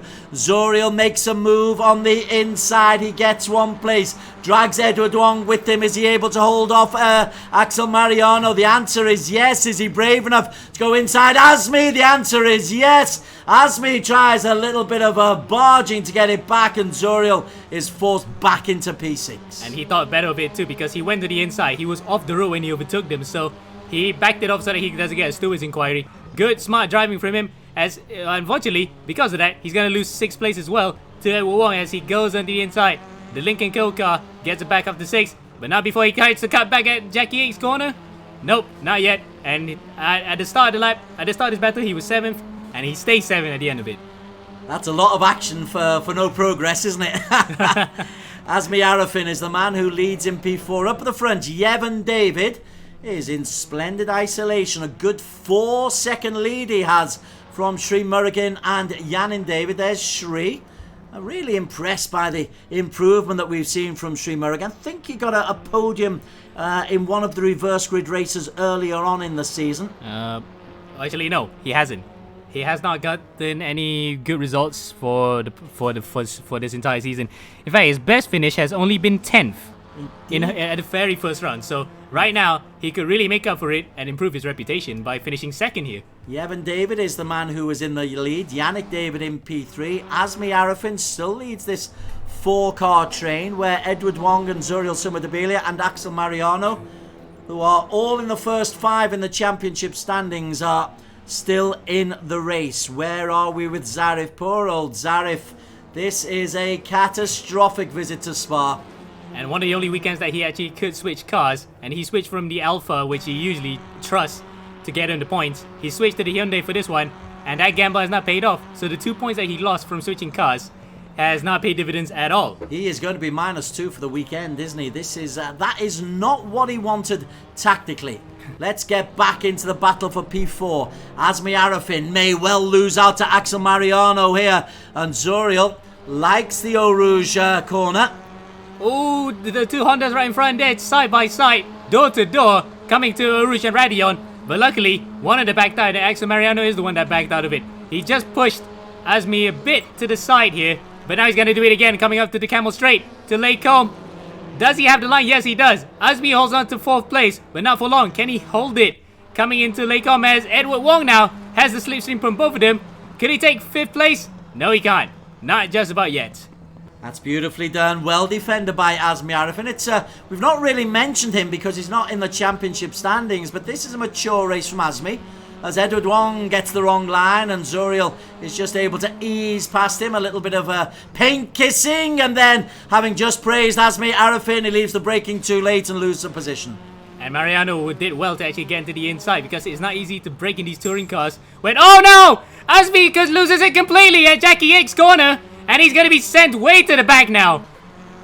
Oh my word, what could have been points for him, his first points of the season. He's going to end with no point as Sumadabia gets touched by Edward Wong at Puhon. He's out as well. He's not going to score points here either. If the pack was swarming, there you go. That's the entire pack getting past. Wow, how positions change in just the space of 2 corners. Sumadabia and Arifin will not score points for this race. Wow, that is a remarkable turn of events as Sumadabili is literally trying to hold off Arjuna Santa. He's got Peter de Troyes ahead of him. Well, maybe the second race curse is something that exists for Zuriel Sumadabilia. Yevon David, meantime, is rather enjoying his lonely ride in the Spa countryside. It's a glorious day and a little twitch. 2:28 to go. He'll be on the penultimate lap here as he comes into the chicane for the for the penultimate time. His lead over Sri Murugan over 6 seconds, Amo Hazik. And Murugan now has also his brother for company, Des. And the fact that the lead now is well and truly sealed. Yevon's gonna get his first win of the season, I think. No, second win of the season. Made that third. So, it's been a good season for him so far, but what a way to finish it off in the final race of the Copper class. Adding insult to a horrible weekend for Zarif Hazik Johari. Adam Kondrolochis is trying to make him the last of the finishers. Kondrolochis 21st at the moment. Zarif Hazik had such high hopes going into the weekend, but it's been a catastrophic Friday for him as Yevon David, as you say, looks for his second victory of the season. Way in the distance, Sri Murugan is feeling the pressure from Yannick David, and a David 1-2 would be a lovely way to end the season for the Sri Lankan brothers. Wow. Can you imagine the smile on the eldest brother, Yevon's face, if he sees that his brothers are doing so well? Sri Lanka Day will come early as well. Unless, right now, Murugan will do his usual defending tricks. But so far, he has not done the same thing that he did at Silverstone, where we saw him come to prominence, or notoriety, we could safely say. But right now, after the talking to Friday Stewards, he has come leaps and bounds. Despite not having scored points for the last few rounds, he has been driving much better compared to where we saw him last time. At the moment, he's not worried about Yevon David. Yevon David a mile clear. He's worried about Yannick David, and Sri would love to be able to hold on to this as they come round the double left-hander, and then they head into the second really fast part of the circuit. Sumadabili, I've got to tell you, has got himself up into P9 ahead of Kenneth Wong and Arjuna Santa, so he will pick up points. Yevon David is going to romp away with the victory, but let's just focus on the battle for P2. Murugan slides into the corner. Are you impressed with his form, Amo Hazik? I am very impressed, and the fact that this, if I was him, and I've been having I got a bit of a slacking off from certain drivers and certain quarters for the whole season, this could be a great way to yap back at him and say, look, here's me driving very well, I can prove I can do it.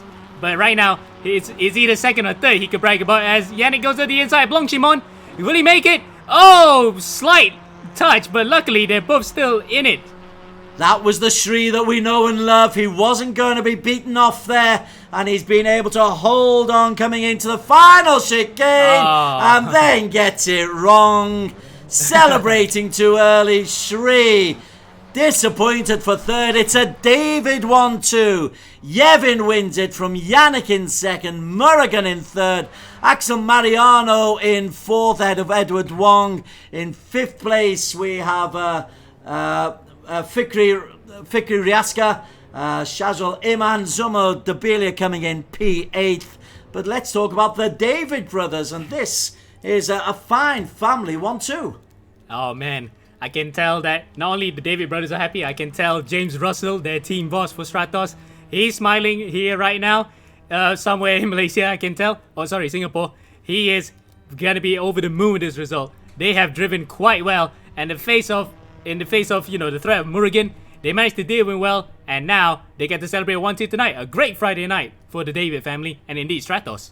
And for Yevon, there's three brothers, aren't there? This is Yevon David, who's got the victory.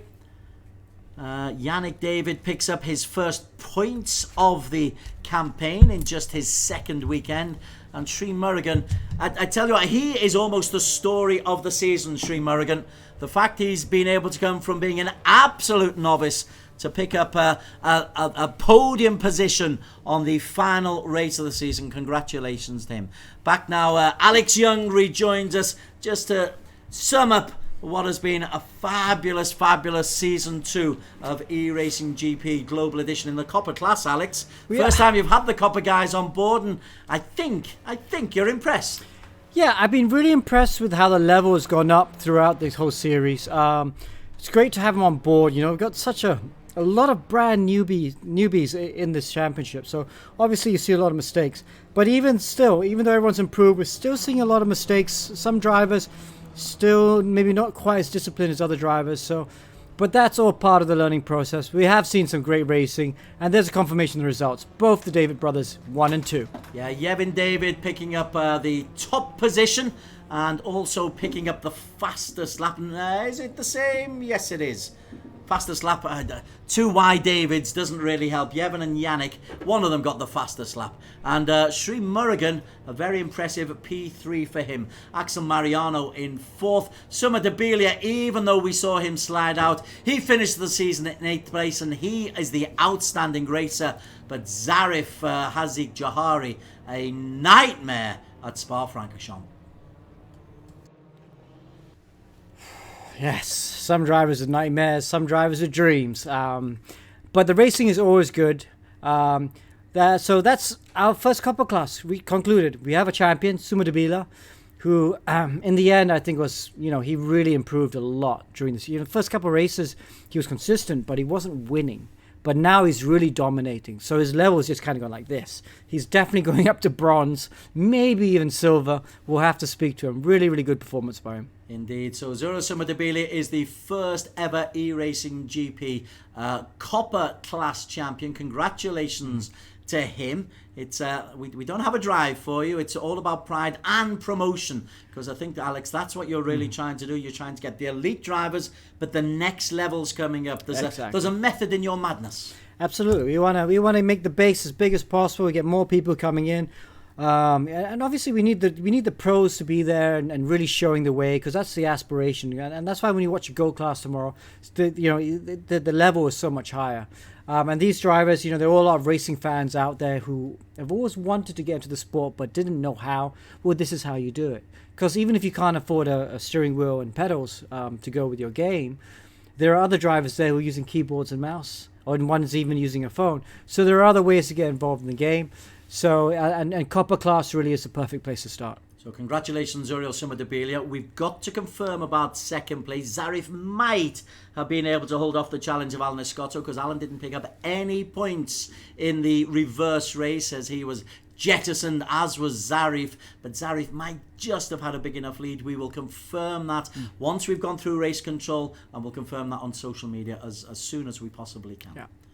As for the racing tomorrow, we reach the finale of the bronze and the silver and the gold. All 3 prizes are going down to the final weekend of the season. You are watching eRacing GP. It is the Global Edition Season 2. There will be a Season 3, and we'll give you as many hints about when that is going to be and the format is going to take. But our first champion has been crowned. Zuriel Sumadabilia, join us for gold, silver and bronze tomorrow. Our broadcast begin at 1:45.